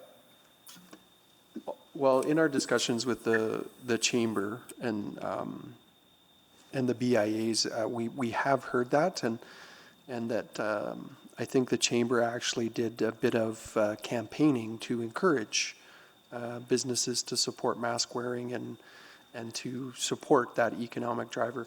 I just asked Mr. Aitken, I think on some of the surveys we actually asked that question broader than just city services, so I'll get him to answer some of that.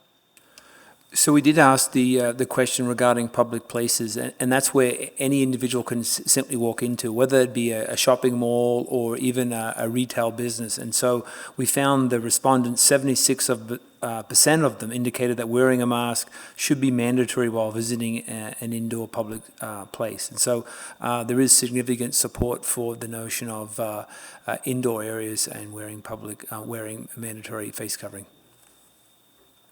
So that seems to imply support for going to step 3, even as much from that level of comfort, level playing field, economic place as, and not necessarily from the number of cases and those more medical criteria. Fair to say? I think there's an indication of that, yes. I think similar to the decision that we're making here today, where come August 1st, city services, city-owned and operated facilities would have masks. Businesses have the same autonomy to do that. They could make those the rules of their facilities if they wanted to. So I think this is where it's trying to find the balance between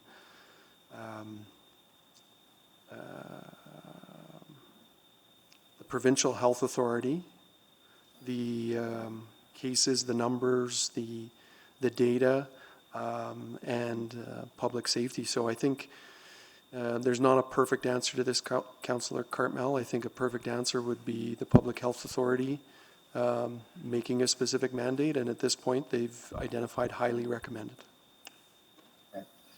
Thank you very much for the report today. A really good conversation. Much appreciated. Thank you. Councillor Walters. Thank you, Mr. Mayor.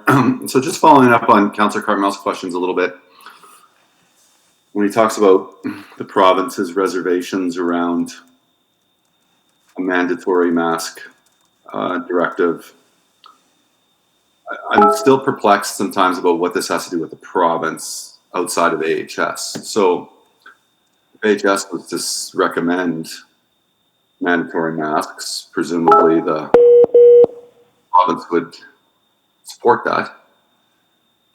Can anyone comment on that? Because the answer you gave was that there's still two worlds. There's a political world and there's a public health world. I can start and might be putting Dr. Sikora in an awkward position here, but I want to do that. So, but the answers to, and I wasn't going to ask that, but the answers to Councillor Cartmel's questions compelled me to. So there is a ministry, which is Alberta Health, and that's where the chief medical officer resides, if I could call it that. AHS has areas that support the different zones in the province around health services. In this case, we're privileged to have Dr. Sikora for the Edmonton zone to support us. I can't give you the rationale as to why Alberta Health or provincially there isn't a mandatory decision, and I'm not sure Dr. Sikora can either. But if he has a comment, I'd welcome it. Yeah, I'm not sure I really have a comment for that.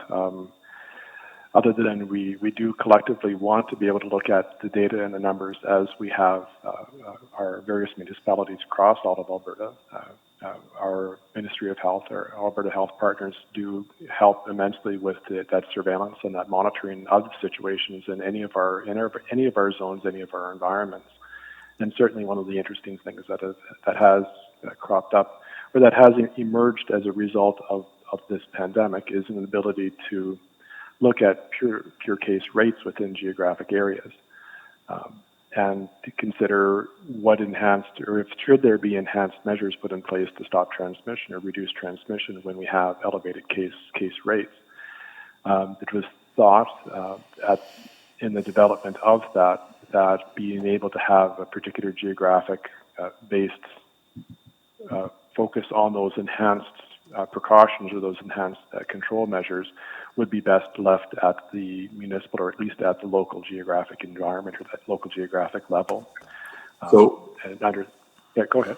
Well, so then that leads me to the question I was going to ask originally, which was, so if you think about what David Aiken said earlier, that, you know, when you looked at the graphs comparing Edmonton and Calgary, and you noted the difference that a couple of days or even a week can make in terms of the numbers, it begs the question for me is, why not err on the side of caution, knowing that Edmonton could become what Calgary is today in a week?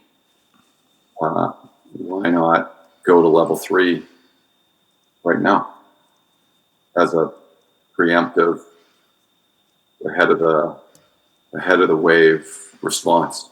Like, what's the harm? And so I guess my question is, why not, and what is specifically the harm or the challenge associated with moving straight to level 3?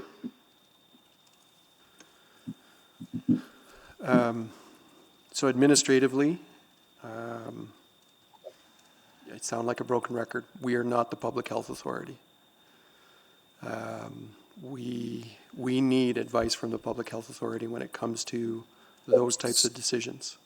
I'll take you at your word there, Adam. I know that. I appreciate that. So let me then ask Dr. Sikora the question instead. What's the harm? What would be the harm of a specific challenge? Knowing that a couple days or a week can make a big difference. We could be in a completely different spot 7 days from now than we are today. What's the harm in going to level 3? I think there could be, as described here today, a lot of challenge with the implementation, the communication of what's expected. Expanding into those private environments is something that can come with a great deal of challenge. Starting off in a stepwise manner with our public spaces that are within the city jurisdiction, city-owned, operated facilities, and our transit is, I think, a good interim step. But we will have, and that, and coupled with our observation that at this point in time, the majority of our active cases, and certainly the cases as we have identified here in the Edmonton area, are more likely to be associated with those long-term care or hospital facilities. We have limited community transmission, bolstering and enhancing the public confidence in public spaces like our municipal sites as well as our transit is a good thing to be able to do. And it helps change that conversation overall that everybody should be wearing a face mask. It's a highly recommended activity. Did your colleague in the Calgary zone, your contemporary in the Calgary zone, recommend they do what they did? I'm not sure what the discussion was with my counterpart in the Calgary zone and the city administration in Calgary.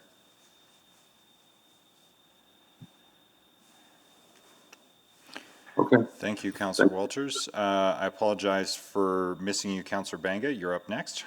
Thank you very much. Just again letting you know that I am also in Calgary, unfortunately, but anyway, I'll just go with my couple of questions here. My first question is, Ms. Anderson, do the private businesses have authority to require their patrons to wear a mask in the city of Edmonton at this time? Thank you, Councillor Banga. So businesses can create their own policies as long as they're following all the other laws and charter rights. So I've myself have even been to businesses of late where they lock the door after a certain number of patrons are in, and they sort of keep it at a set amount. I've also been to other businesses recently where they have a policy that any patrons must wear a mask, and they'll actually sell them to you at the door, and you get to choose whether you enter or not. So they already have that ability to take those extra steps if they choose to. Okay. Mr. Lawson or Ms. Aitken, my next question is about people wearing masks or face coverings on ETS buses right now. Could you shed some light on this, please? Number, percentage, whatever. If most of those people are wearing them, then why are we just recommending this, not the next one? Sorry, just confirming your question is, do we have any data that identifies the number of users that are wearing masks right now? Yeah. I think Mr. Sebrick's on the call. I don't know if he has that information. Councillor, we don't have any specific data. We have, anecdotal observations, and certainly we're not seeing the vast majority of people wearing masks on transit at this time. Okay. Mr. Anderson, another question for you. If we, let's say, suppose we go with level 2 recommendation, the council passes it, can the province renege it or overrule it? Just to be clear, it's the administration's recommendation is not a not up for our approval. It's within their delegated authority, so it's here for information today. But your question still stands about whether the province can countermand it. Thank you. Thank you, Councillor Banga. The province can put in place orders, and we would be able to take more, I think we've talked about this before, restrictive, I guess, steps. And as long as they can work in harmony and we're not contradicting what the province would put in place, we are okay. So we can have coexisting orders from the government and still have our own sort of policies in place. So taking this step is perfectly acceptable. Thank you. And Mr. Skora, I'm pretty sure you are in constant contact with your counterparts in Calgary. The rise in numbers there, is it considered a second wave, or is it just, I guess, the extension of the first wave? Across Alberta, it's really an extension of the first wave. We're seeing persistent case numbers and transmission events, many within our facility environments, and it does highlight the need for vigilance to stop transmission, both as private individuals as we go about our daily business, but also as healthcare and workers within whatever environment we find ourselves in, that we all have a responsibility to stop the transmission overall. Okay. I'm afraid COVID is going to be with us for a while longer yet, and our concerted efforts to be able to slow transmission is going to be something necessary for a long time. Thank you.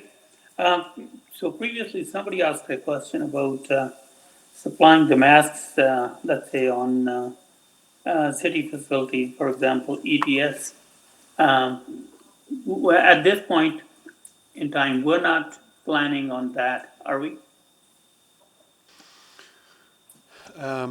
No, but we also do need to recognize that there may be a need to provide some support. It would just be much like many other situations that we've had during this pandemic, a bit of an iterative decision-making model as to whether we provide that or not. Certainly being a little bit more open that it's not specifically masks, but face coverings does give people other choices.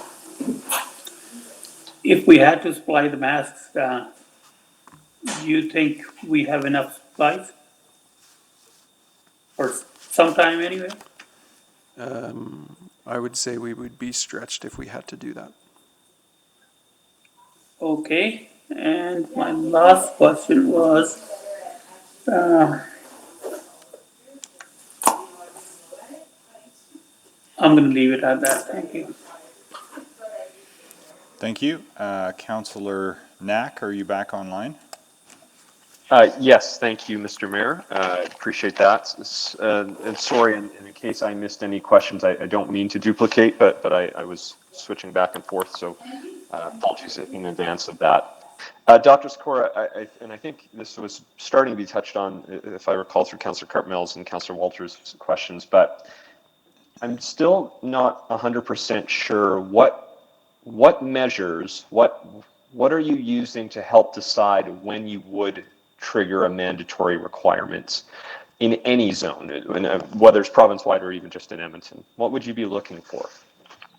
Well, one of the things that has been set up with our partners at Alberta Health is the watch system, and it's been referred to previously in the presentation discussion, and that's when a large geographic area has greater than 50 cases per 100,000, and that's when we together with our partners at Alberta Health Services, and that particular city or municipality, sit and have a discussion about, well, why are we seeing increased numbers? What is this related to? Is this facility-based transmission, workplaces? And we have a good discussion as to what extra or enhanced measures might be considered to be put in place to help stop transmission events.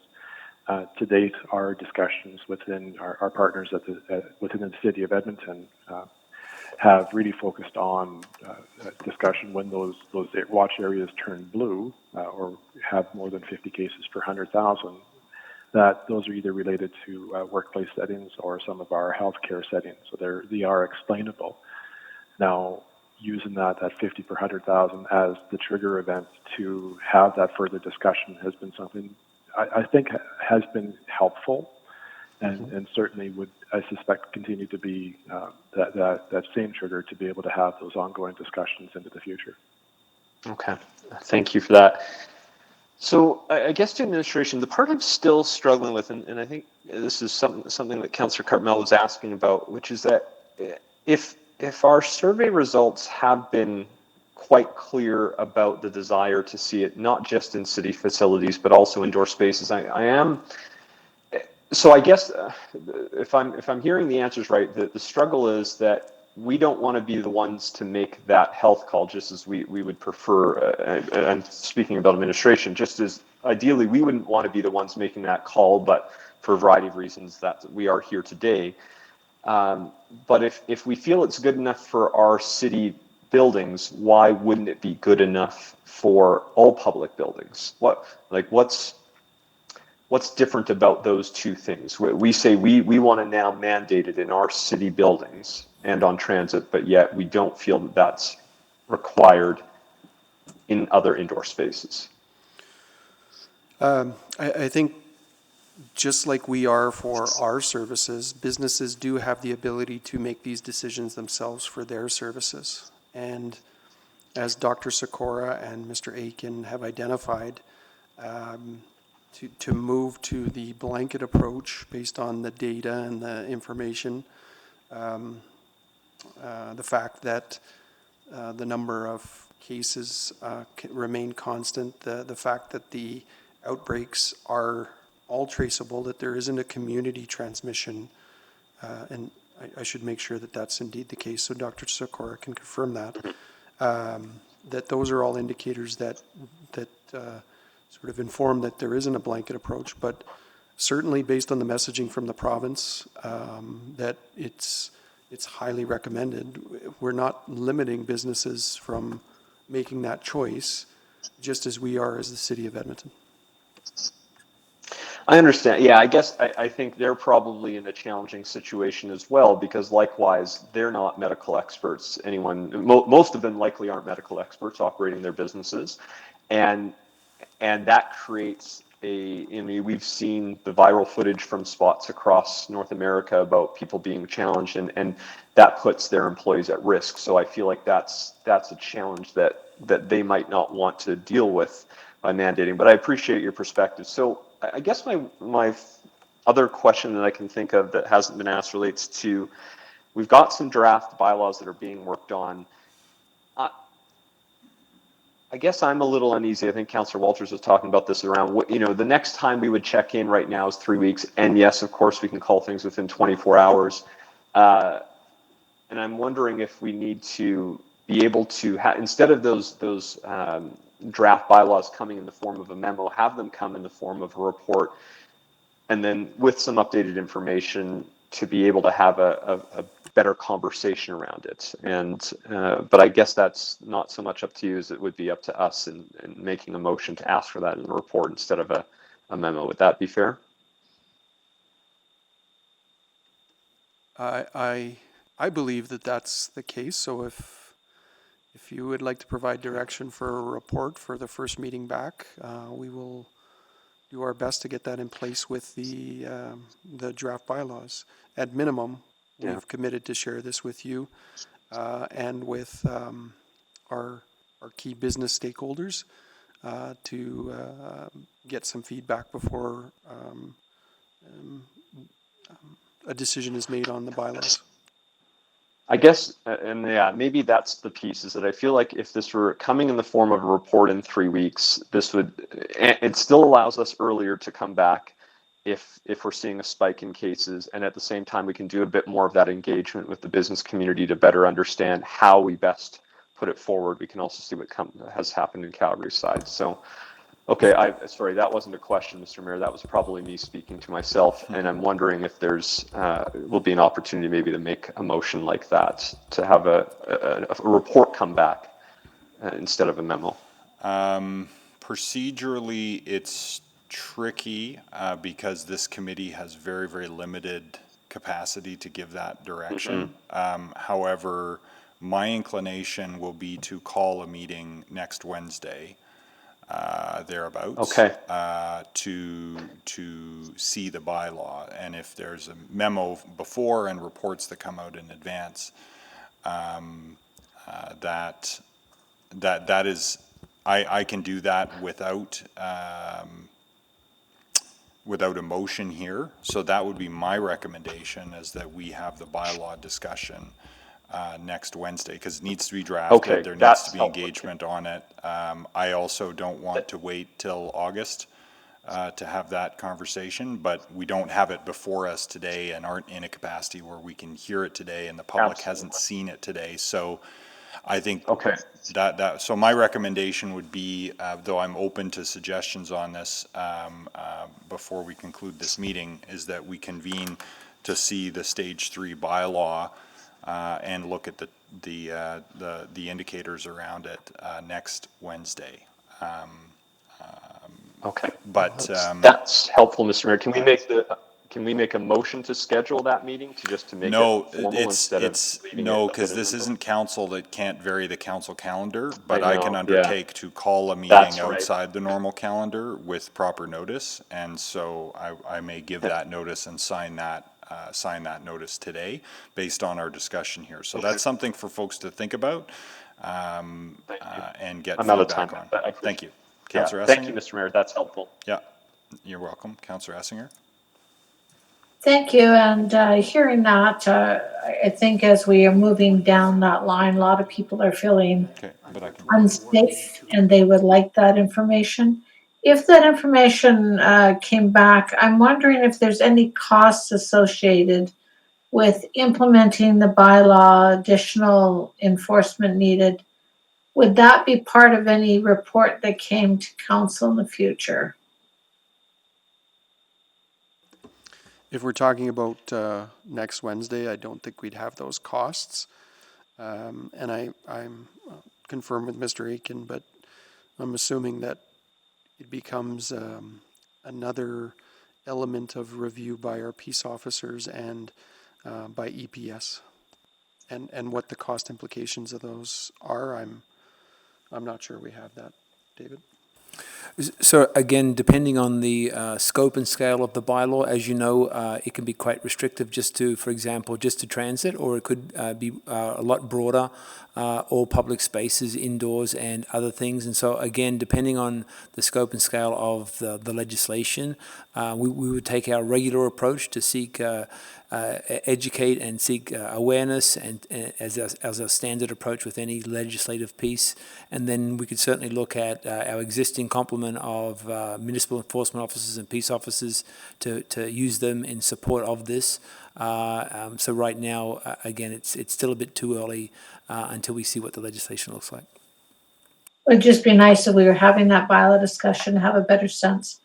My other question is around communication, because we're using the word face covering for the stage 2. How are we communicating to that, particularly those that are vulnerable, and how would they get the message it's a covering, not a mask? And are we doing that through partners, or how do we get that out there? Yeah, that is what we'd be working through over the next few days here, Councillor Essinger, that we'd be working on the communication strategy, and we would continue to take the approach of awareness, educate, warn for all users. So it wouldn't be punitive, it would be supportive. Okay, thank you very much. I think the rest of my questions have been asked. Thank you. Councillor Zadek? Thank you, Mr. Mayor. I have some questions based on the exemptions we already talked about. We explored religion, health, and a few other categories. Just wondering about people's creed or belief system. For those that might not view this municipal directive as legitimate, can they choose not to wear masks based on the existing exemptions? Like, again, their belief system.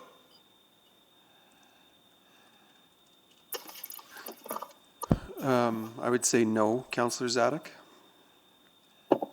Why do you have? Can you back that up a bit? Just so I know I'll be asked. I think it's on the basis of comparative with other municipalities and the review through the GBA plus lens. We've identified the restrictions that would prevent wearing a face covering. If it was just on choice, people have the choice not to use the service. Yeah, it would be more based on belief, their creed, than choice. But that's okay. I just wanted to ask that. And if you have anything further, you can comment.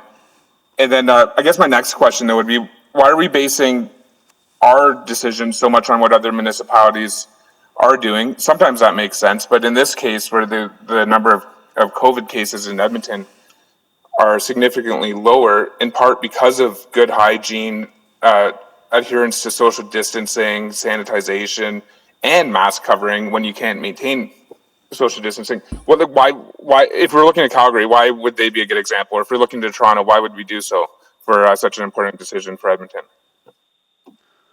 I think for many municipal decisions, we lean on our municipal partners. And I would highlight that what we're providing here today is different than Calgary, than Toronto, on the basis of the data and the cases that we have and the engagement with the health professionals. So we certainly use it as guidelines, but we tailor, and this is something we do with all of our work, we tailor it based on the local specific issues. There is another element that, you know, specifically in Alberta, it's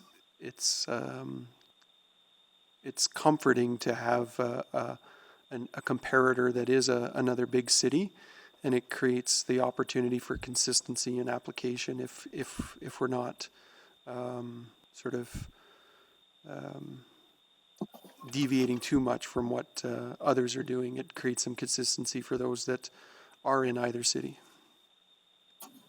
So it's kind of using the lowest common denominator for our decision, for our public policy?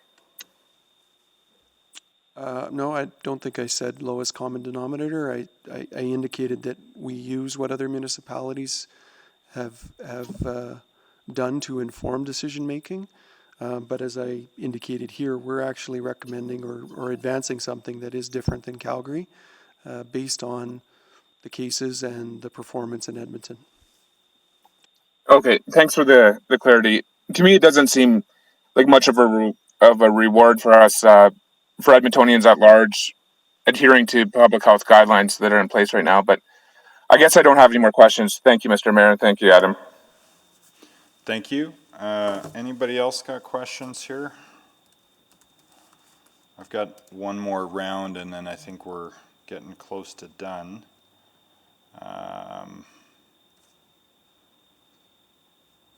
So we can either take a quick break or we can carry on.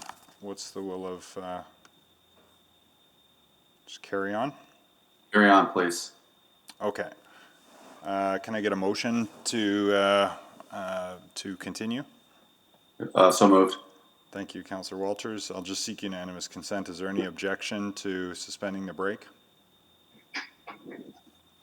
No? Folks want to get back to their day. Fair enough. Okay, so by unanimous consent, we'll suspend the rules and carry on through the break here. So, Dr. Sikora, in the last week or so, and I don't profess to be a scientist, only intrigued by science and what it has to offer in a situation like this, but the theory of viral inoculum is not a new theory, but there's some new analysis that has come out in the last just week or so, paper talking about the benefit of masks to reduce the amount of virus getting through and thereby reducing the intensity of infection, so that even if it doesn't protect you 100% of the time, it still reduces the intensity of the infection, which in turn reduces the transmissibility outbound after that contagion, and that masks represent, all in all, potentially a way to mitigate the spread between and among individuals, as well as reduce the intensity of potential infection in the first place, should that happen, unfortunately, despite people's best efforts to stay safe. So is that a paper, and if you're familiar with it, and that general theory in discussion in and amongst your colleagues? I haven't read that particular paper specifically, but I know our teams who are working in the infection prevention and control worlds are abreast of the literature and are helping refine what our public messaging is around the use of face masks and face coverings. Face masks and face coverings is a very heterogeneous category, so it is very variable based on what the materials are made of, how they're appropriately utilized or not. But it perhaps is a hope that there might be that individual benefit as well, but also that secondary to that benefit to protecting others from yourself. Yeah, I think it's difficult because a mask is not necessarily, a face covering is not necessarily a mask, and the benefits vary, so it is difficult to draw single conclusions. The study is masks do more than protect others during COVID-19, reducing the inoculum of SARS-CoV-2 by Monica Gandhi, Chris Breyer, and Eric Gooseby. It's an interesting read. And it's the kind of thing that informs us the value of taking a precautionary approach on this, which is to say, versus waiting for the counts to justify taking an action, is there something we can do to ensure that the counts never get to the point where we have to escalate further? And perhaps, so I mean, people are saying we don't want to have to take the step of masking beyond public transit and beyond city facilities, but out into phase 3. And yet, in order to keep those businesses open in the first place and prevent a second wave, there are puts and takes to mitigation steps like widespread face covering mandate for retail and other spaces that would prevent us from getting in a situation where more draconian measures, including lockdown, would come into effect again. So surely that, the hammer and the dance, as people have been calling it, is part of the thinking among the medical officers of health? It's certainly part of our overall want to help control COVID-19, and it's going to be a balance of those broad-based policies, whether they be at the provincial or at a municipal level, and what we are able to do individually as citizens, and having that approach where we're recommended or strongly recommended, perhaps, as things have evolved over the course of the pandemic, to having used or to use those face coverings as a mechanism to help protect other individuals. This is going to be something that will evolve over time as we partner with the city to monitor numbers and monitor how COVID is doing within our municipal environment and across our province. There may be need for a step to phase 3 based on what we see. And we do have to maintain that perspective that we may have to change what we do. Stepping to phase 3 will require a great deal of discussion and analysis of what are those transmission events are happening within the city environment. So this always has been a very flexible environment, and certainly we appreciate the ability to have the ongoing discussions as this has evolved. And I think we appreciate having access to your expertise and all of the constant contact that our officials have had with yourself and your colleagues. I guess what it boils down to is we've been invited to make these decisions at the local level, and certainly I think I hear everyone saying at all levels that if things deteriorate, if rates of infection rise, viral load rises, then restrictions and other mitigations will start to come into effect, including mandatory mask orders, for example. But what if the more widespread adoption of the mask is the very thing we need to prevent that from happening in the first place? And on a precautionary principle basis, should we not, based on the evidence that is before us now scientifically, take a precautionary step in order to ensure that those businesses don't have to close again, ensure that the workforce is able to continue to participate, ensure that the healthcare system is less likely to be overloaded with cases, and fundamentally save lives and reduce infections? I think that to be a very reasonable way forward and a very reasonable want to be able to do, and that if the decision is based in a municipal policy around those public places, then that's something that I'm supportive of the city making that decision around, and we are able to help support the city in having the numbers and interpreting what the data is showing. And if the city is wanting to do this at this point in time, I think that's a reasonable decision for the city to make. Is that your advice to private retail as well? I think many private retail have already made that decision by having barring from entry individuals that aren't wearing face masks or face coverings, and that the variability is out there amongst our communities. And I think enforcement of bylaw is something very important to consider. But I think the city has also done its appropriate due diligence in being able to tease out what the perceptions are amongst the population and our business owners around what would the acceptability be of a particular bylaw. Well, thanks for that perspective, Dr. Sikora.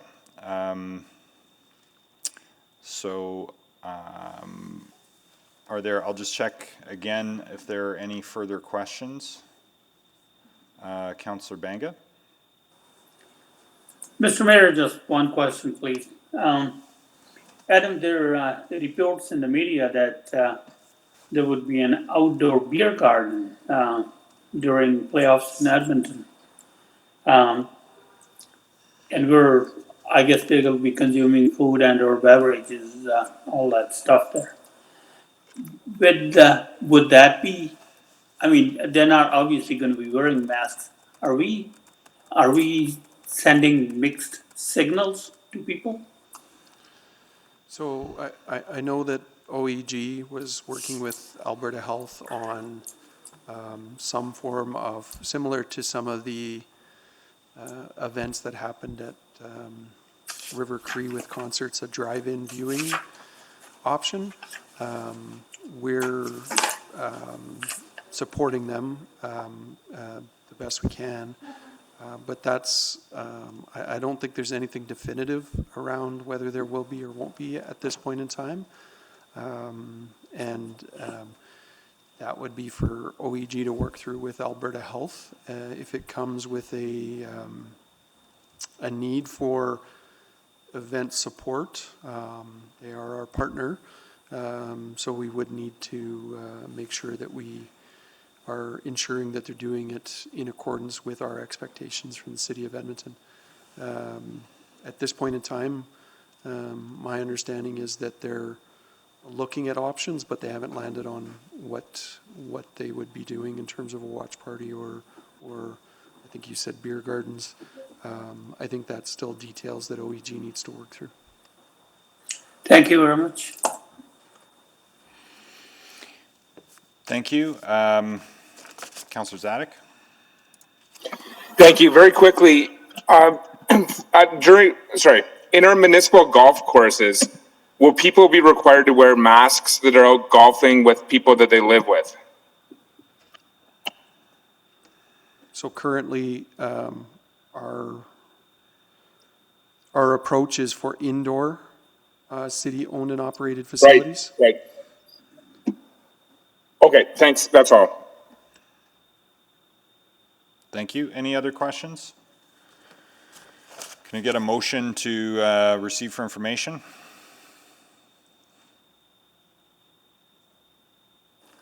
So moved. So moved. I think Councillor Banga got there first. I saw lots of folks going for it. Anyone wishing to speak to it? I've just got a couple of comments then. Mr. Mayor, yes, I'd like to Okay. say something. Go ahead, Councillor Caterina. So, thanks for the information. But where I started, this is completely a different approach that you've taken since this pandemic started, and with Seoul and everything else, and justification just doesn't make a lot of sense to me at this point. Edmontonians should be rewarded for their good behavior, and the numbers verify that Edmonton and Edmontonians have been very good at the social distancing and hand washing and all the things that have been required of them. And this is a step that I'm not sure why we're going down this path, because Calgary did it, because Toronto did it, because the sky's blue. That's what it sounds like to me. So I, even though this is an information report, and I'm sure it'll pass, with that in mind, given the 180 that administration has done on their perspective on how they're making the decisions, I will not support even receiving this for information. So mine would be a no, Mr. Mayor. Understood. I have Councillor Henderson next. Yeah, I actually had a question, but I'll frame it. I'll speak instead. I actually think that, because I understand that, I don't know why anybody wouldn't want to wear a mask in these certain circumstances. I think all the medical evidence suggests that you should be doing it. Clearly, there's some kind of personal liberty thing that's at play here in some people's minds. But I think the really important thing about transit around our areas is the masks are not so much to protect yourself. If you choose to put yourself at risk, that is your choice. I think it's an idiotic one, but nevertheless, it's your choice. But masks are about making sure that other people that do not have the choice about whether or not they can get on the bus, do not necessarily, and I think this is something we would need to look at in terms of a bylaw, do not have the choice about whether or not they go to the supermarket. It's about, they don't have the choice if you decide to do something stupid and not wear a mask. And I do think that we have a role to play there to make it safe for everybody to be able to use services that they have no choice but to use. And I think transit's a really good example there. A lot of people want to be careful, and they have a right to be protected from others. And that's what the mask is about. And I think that's where it's the most effective. So at absolute minimum in places like transit, I think we have to make sure that people can use it in a way that they feel safe using it. And it's not about their choice about whether or not they take the risk of wearing a mask or not. It's about whether or not they're in a space that is safe for them. And that's why I think this is appropriate to do. And I think if we are looking at a bylaw, I think that would be probably my test. I think it absolutely, if people are scared to go into the supermarket now and do things that they have no choice but to do without putting themselves at risk, those are the kind of areas where we do have a role. That being said, it puzzles me why people would want to take these risks to begin with. And I think the mayor's point is well taken, that everything that we can do going forward to make sure that things don't get worse again, and that we can continue to go to places that we weren't able to go to months ago is worth doing. And if mask wearing helps get us there, not because it protects the individual from themselves, but it protects others from that individual, I think it's something we should be seriously considering. But I think that would be a next step, and we'll have that debate when we get to it. Thanks. Thank you. Councillor Knack. Thank you, Mr. Mayor. So, I appreciate the answers that we received today. I think for me, I was encouraged that thankfully we weren't debating really the science behind the effectiveness of masks. It sounds like based off the answers we got today and what we're seeing more and more, we're seeing that they are effective in helping reduce transmission. So I'm glad that we didn't, that really wasn't what was before us. And part of why I'll, obviously support receiving this for information, but I'm encouraged that the mayor has suggested that we will be likely calling a meeting next week, because I would be uncomfortable waiting another 3 weeks to not at least look at the bylaws. And I appreciate we might not want to, advance it, but I think we should at least be looking at it, which is a similar process to what I think even the city of Calgary is doing, except they did it in the form of a motion. We'll just have to do it a different way based off the structure of the committee. So in terms of making masks mandatory on transit in city buildings, I don't feel that that's so much a punishment. I don't view the conversation so much as a punishment or reward one. I view this as something that we want to be doing to both protect our staff within city buildings, because we need to make sure people are being attentive to their safety and their well-being, and particularly on transit. And again, I realize that it might sound odd to include the survey results from people, but many other transportation companies are making this change. Why? Because even if it's not required in any of those transportation options, it is actually good for their business and for their customer service and for the safety of their customers to be making that decision. And so, yes, maybe this is a new consideration, but it's one that every company is doing right now. And no, the city of Edmonton does not exactly operate like a business, but in the case of transit, we have to think about it a little bit like that. And our ridership is at half of what it's normally at. And we know there are many people who have decided not to use our system, to not become paying customers again until that change is made. So I think this is absolutely the right decision, just from a business perspective and a customer service perspective. And I really want to say thank you to the mayor for his last series of questions, and particularly raising the precautionary principle piece. And while we're not debating what a level 3 bylaw is yet, I do truly believe we have to have that conversation.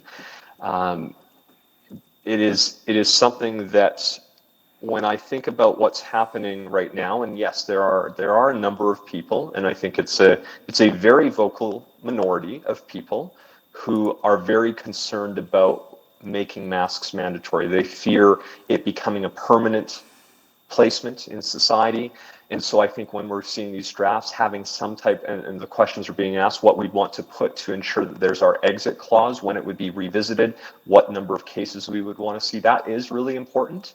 But the same reason we'd want to look at this is for the fact that we don't want to go down the path of some other jurisdictions. And I appreciate that we are well off what is happening in the US, even in terms of 10% of you. If you were assuming if we would be in the same position, we'd be 10% of them, and we're not even there.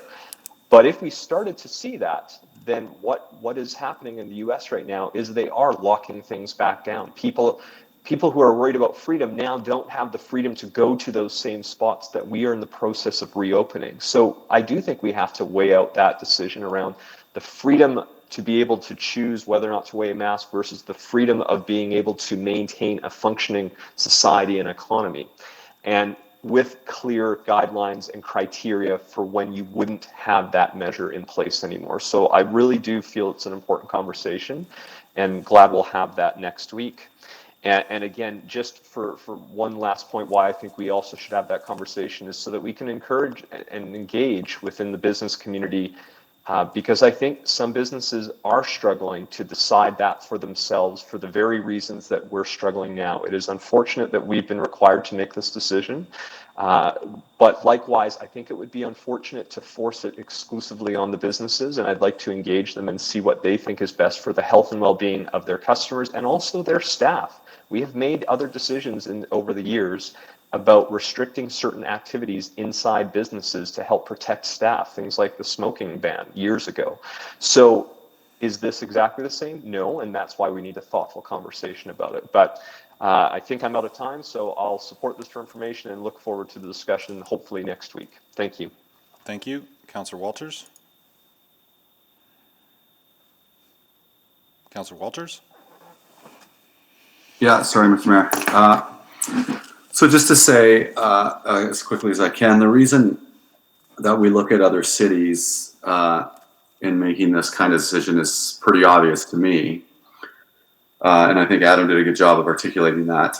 And what many other cities are experiencing in Canada and even in the US, I know it's a different ballgame there, but it's still meaningful and instructive. What those cities are experiencing tells us just how dangerous and ubiquitous this virus still is. So very comfortable going to level 2 today for sure. And I'd even be comfortable today supporting level 3, to be totally honest, with everyone in this on this call and in our city who are interested in this topic. But I will give serious regard to the advice from Dr. Sikora and Mr. Laughlin and Mr. Aiken today on, taking the steps necessary and not going to level 3. Today, I'm comforted to know that we'd be prepared to move there very quickly, as Councillor Knack said, if need be. And just a reminder that at the beginning of this whole thing, back in March, we were told that the best thing we could do to preserve capacity in our healthcare system was to stay home. And we'll deal with the carnage, the economic carnage, and the social carnage of that through a series of other proactive government, quickly pasted together government programs to help people stay afloat. Now we're in the period where we're trying to preserve hospital capacity, healthcare capacity, and keep our economy open. So wearing masks is the new version of staying home, which we all were happy to do, I think, for the most part. As many people have stated, Edmontonians have done their part and have behaved well and should be rewarded. But, wearing masks today is the staying home of March and April. And so I don't see enough people wearing them to feel too comfortable not enacting level 3 very quickly. So we'll wait a week, fine. But if we have this conversation a week from now, I'd be prepared at that point to move to level 3, but I'm happy to receive this for information today. Thank you, Mr. Mayor. Thank you. Councillor Essinger? Thank you. And like many before me, I will support phase 2. I know it's just for information, but I think it is our responsibility as a city for our own buildings on our own transit system to take this next step. We want to encourage other businesses, private businesses, to do the same. So I think we start with leadership, and this is where we're going today. For me, wearing masks or face coverings is really about respect for one another, respect for ourselves. And I think we've heard that many are very concerned about their safety and they're avoiding getting out and about.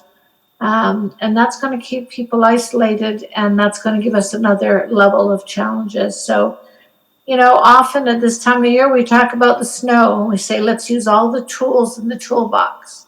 Well, masks are a tool in the toolbox of fighting the pandemic. So I think we need to be willing to look at all. And I will look forward to the next conversation when we decide whether we want to broaden to phase 3. But I think it's important for us to have that conversation and to keep it going. I think having the conversation today was important because many people after Calgary's decisions asked what we were doing. They were very nervous about the growing rates in the province. And it can change so quickly. So I think we need to be ready to act quickly if we need to. So having a conversation on a potential phase 3 in the future would be very great. Thank you. Thank you. Councillor Banga? Thank you. When I came into this meeting today, I was pretty confident that we would be going to level 3 recommendation. But I am satisfied that we are not at that stage yet, both through the city administration and also medical evidence provided by Dr. Skora. I know there are people who have connected with me. There is a majority of people, they are in favor of masks, but there is also a smaller or minority that believe that their rights are being infringed by the use of mandatory use of masks. But we are not getting there today, but at least we're setting an example for the businesses to follow and just paving our path in case we need to progress to level 3. Rather than thinking about eradication of rights, it is prevention of the rights of the others from you, I guess, or people not wearing masks. I am happy to receive this for information. I made the motion. I definitely will be supporting it, and I hope that others do too. Thank you. Thank you, Councillor Banga. Councillor Cartmel. Thank you. So I too just wanted to express my support for this move, and quite frankly, I too thought we would be having a conversation about a stage 3 bylaw today.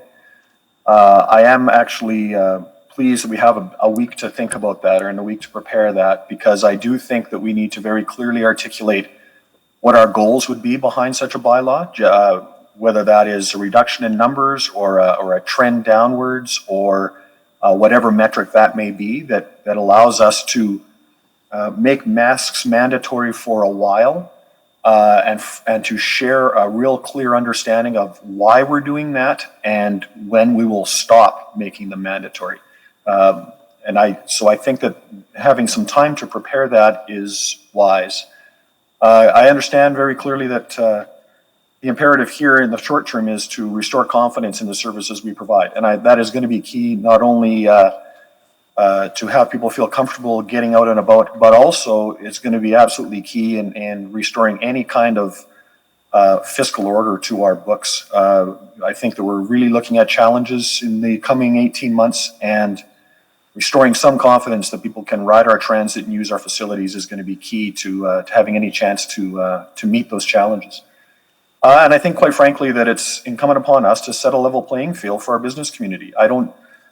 We can try to model behavior, but I'm not sure that it's fair to create this different sets of rules in each property or each place that people choose to visit. I'm not sure that really helps anyone. So if we can get to a place where we are setting one common ground for all to obey, for better or for worse, then I think that is, quite frankly, our responsibility and our duty to do that.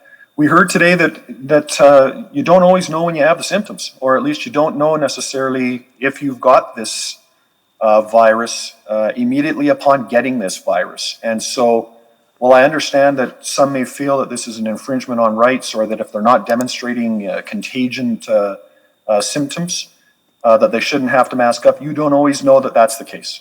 And so this is very much about ensuring that those that don't even know that they have symptoms are not sharing this virus with others, so that we can slow the spread. We as a community put in all kinds of effort when we all decided to hunker down for 3 months. And I don't know about anybody else on this call, but I am really, really tired of doing that. And so if the price to pay of not hunkering down is to wear a mask in public spaces, I'm absolutely willing to do it. And if the price to allow others to be confident in doing that is to make the rules same for all, then I'm absolutely supportive of doing that too. So I'll support this measure today, and looking forward to the discussion next week. Thank you. Thank you. Councillor McKean. Thank you. I want to thank my colleagues. There's been some really, really solid points made. I will take note of Councillor Walters' comment that masks are the new version of staying home. And I think that's very apt. And I think, when I first wore a mask, first time I ever wore one, I was I felt really self-conscious for the first few minutes. And the other night, I picked up my Vespa from a dealership and realized when I got home, I'd had my mask on the whole time. When I rode home, I didn't have to have it on. You can become quite comfortable with them, is my point.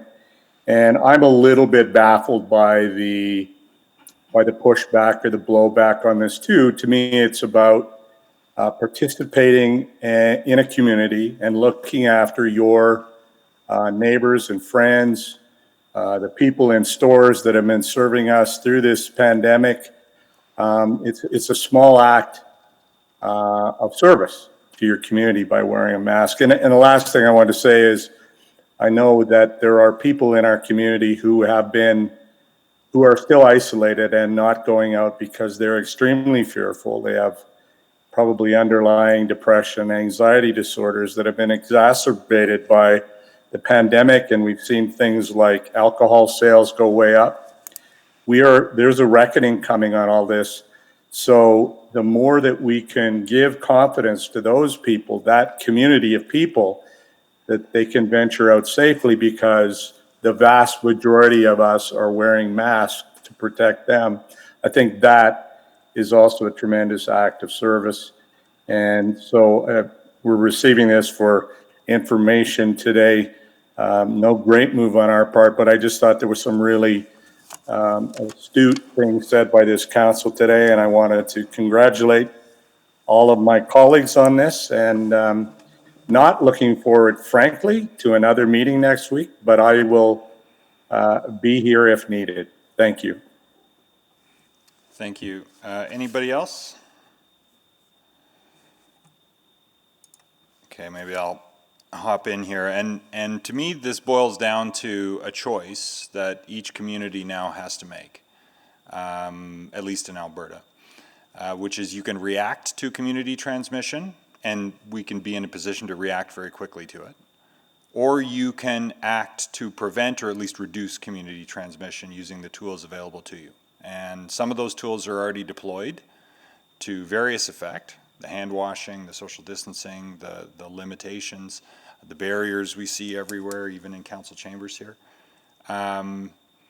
But at minimum, on public transit and in other city facilities where people may be bumping into each other, I really appreciate that Adam and the city administration team have taken a step that I believe the majority of our public and patrons will support, which is to help them look after each other by giving them the confidence to know that the expectation will be, unless you have a valid reason not to, by reason of health or other reasonable exemption, that everyone in the space will be expected, as a matter of community standards, to be wearing a mask. However, I think if that logic applies, and we've heard a number of councillors say today, if that logic applies to the bus, it should probably apply to the grocery store.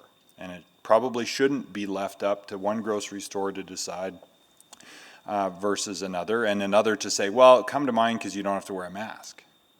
And that's why understanding the question of phase 3 in a regional context is so critical. I absolutely believe we should go to phase 3, and we should go to phase 3 yesterday, from a precautionary principle point of view, because I think the science, while not settled in any sense on this, is fairly clearly trending in the direction that masks do not harm you, and they at least incrementally help you potentially, and they certainly protect others from you if you are asymptomatically or silently spreading the virus, despite all of your other best efforts to be conscientious and neighborly. So I believe we should be going to phase 3. I believe that order would be best given consistently across jurisdictions, but if that's not going to come from above, it's got to come from below. And I think we're also hearing very clearly from our public that for all of the different reasons that have been mentioned here, economic viability, workforce readiness, transit usage confidence, back to school preparations, folks who feel anxiety about going out now because of the uncertainty of what they might run into, businesses who feel at loose ends because they've been set off against each other and don't have tools to be consistent in their approach. There are so many loose ends here, and it is time for us to tie them up as best we can. If we had a bylaw before us today, I would move first reading, but we don't. The quickest we can get it before us, with the due diligence to write it with regard to what other municipalities have done, and to fit it to our business and community context, and also to attempt to negotiate a consistent approach with our neighbors, because the worst thing that could happen would be we take the step here on our transit system and someone else doesn't. And then there's an outbreak associated with that transit system, but those folks were riding into a job in Edmonton. Or we go to phase 3 and we say, okay, big box retailer in Edmonton, everyone's got to have masks, so everyone flocks who's operating from a position of desire not to use masks for various reasons, goes to the St. Albert or Sherwood Park big box retailer. And then you get an outbreak there.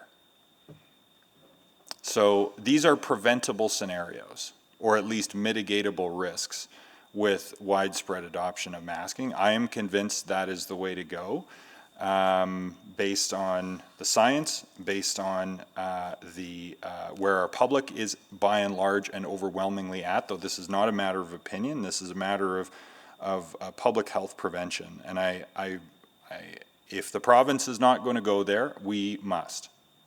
And so I will, as mayor, exercise the latitude to convene a meeting next Wednesday, as I've indicated. I will issue formal notice today for purposes of considering the draft bylaw to move to stage 3. And if we could move faster, I would, and we probably should have done this earlier, but we're doing it now. And or at least we'll consider it, and of course ultimately it's not up to me, it's up to council, but this will also give the public time to weigh in between now and then. But I think it's the right thing to do, and this is a very important first step to give clarity around phase 2 and the city's leadership position in the interim. So I'll leave it there, and I think we better use VoteBot, if you can circulate it in the chat, just so everyone has it, so we can vote electronically. Just give everyone a moment. Is there anyone? Councillor Banga, did you want to close?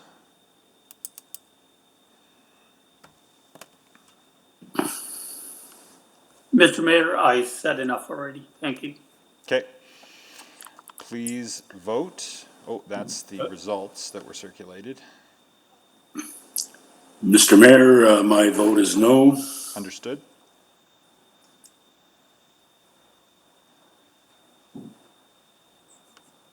You know what? I'll just do it by roll call. Councillor Banga? Yes. Thank you. Councillor Carmel? Yes. Councillor Katarina, you were a no. No. Councillor Zadek? No. Thank you. Councillor Essinger? Yes. Thank you. Councillor Hamilton is not able to join us. Councillor Henderson? Yes. Thank you. Councillor Knack? Yes. Thank you. Councillor McKean? Yes. Councillor Nicol is not on the line. Councillor Paquette? Did we lose Councillor Paquette? Okay. Councillor Walters? Yes. And I am a yes as well.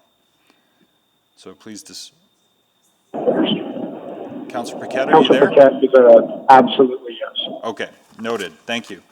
Please display the vote, and that is passed 9-2, as listed in the roll call. Okay, so that was receipt for information, but be advised I will be issuing a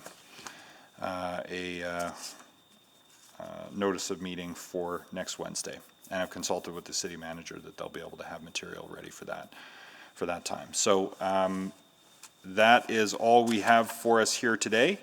And so this EAC Special Emergency Advisory Committee meeting is adjourned, and we'll see you next Wednesday. Thanks.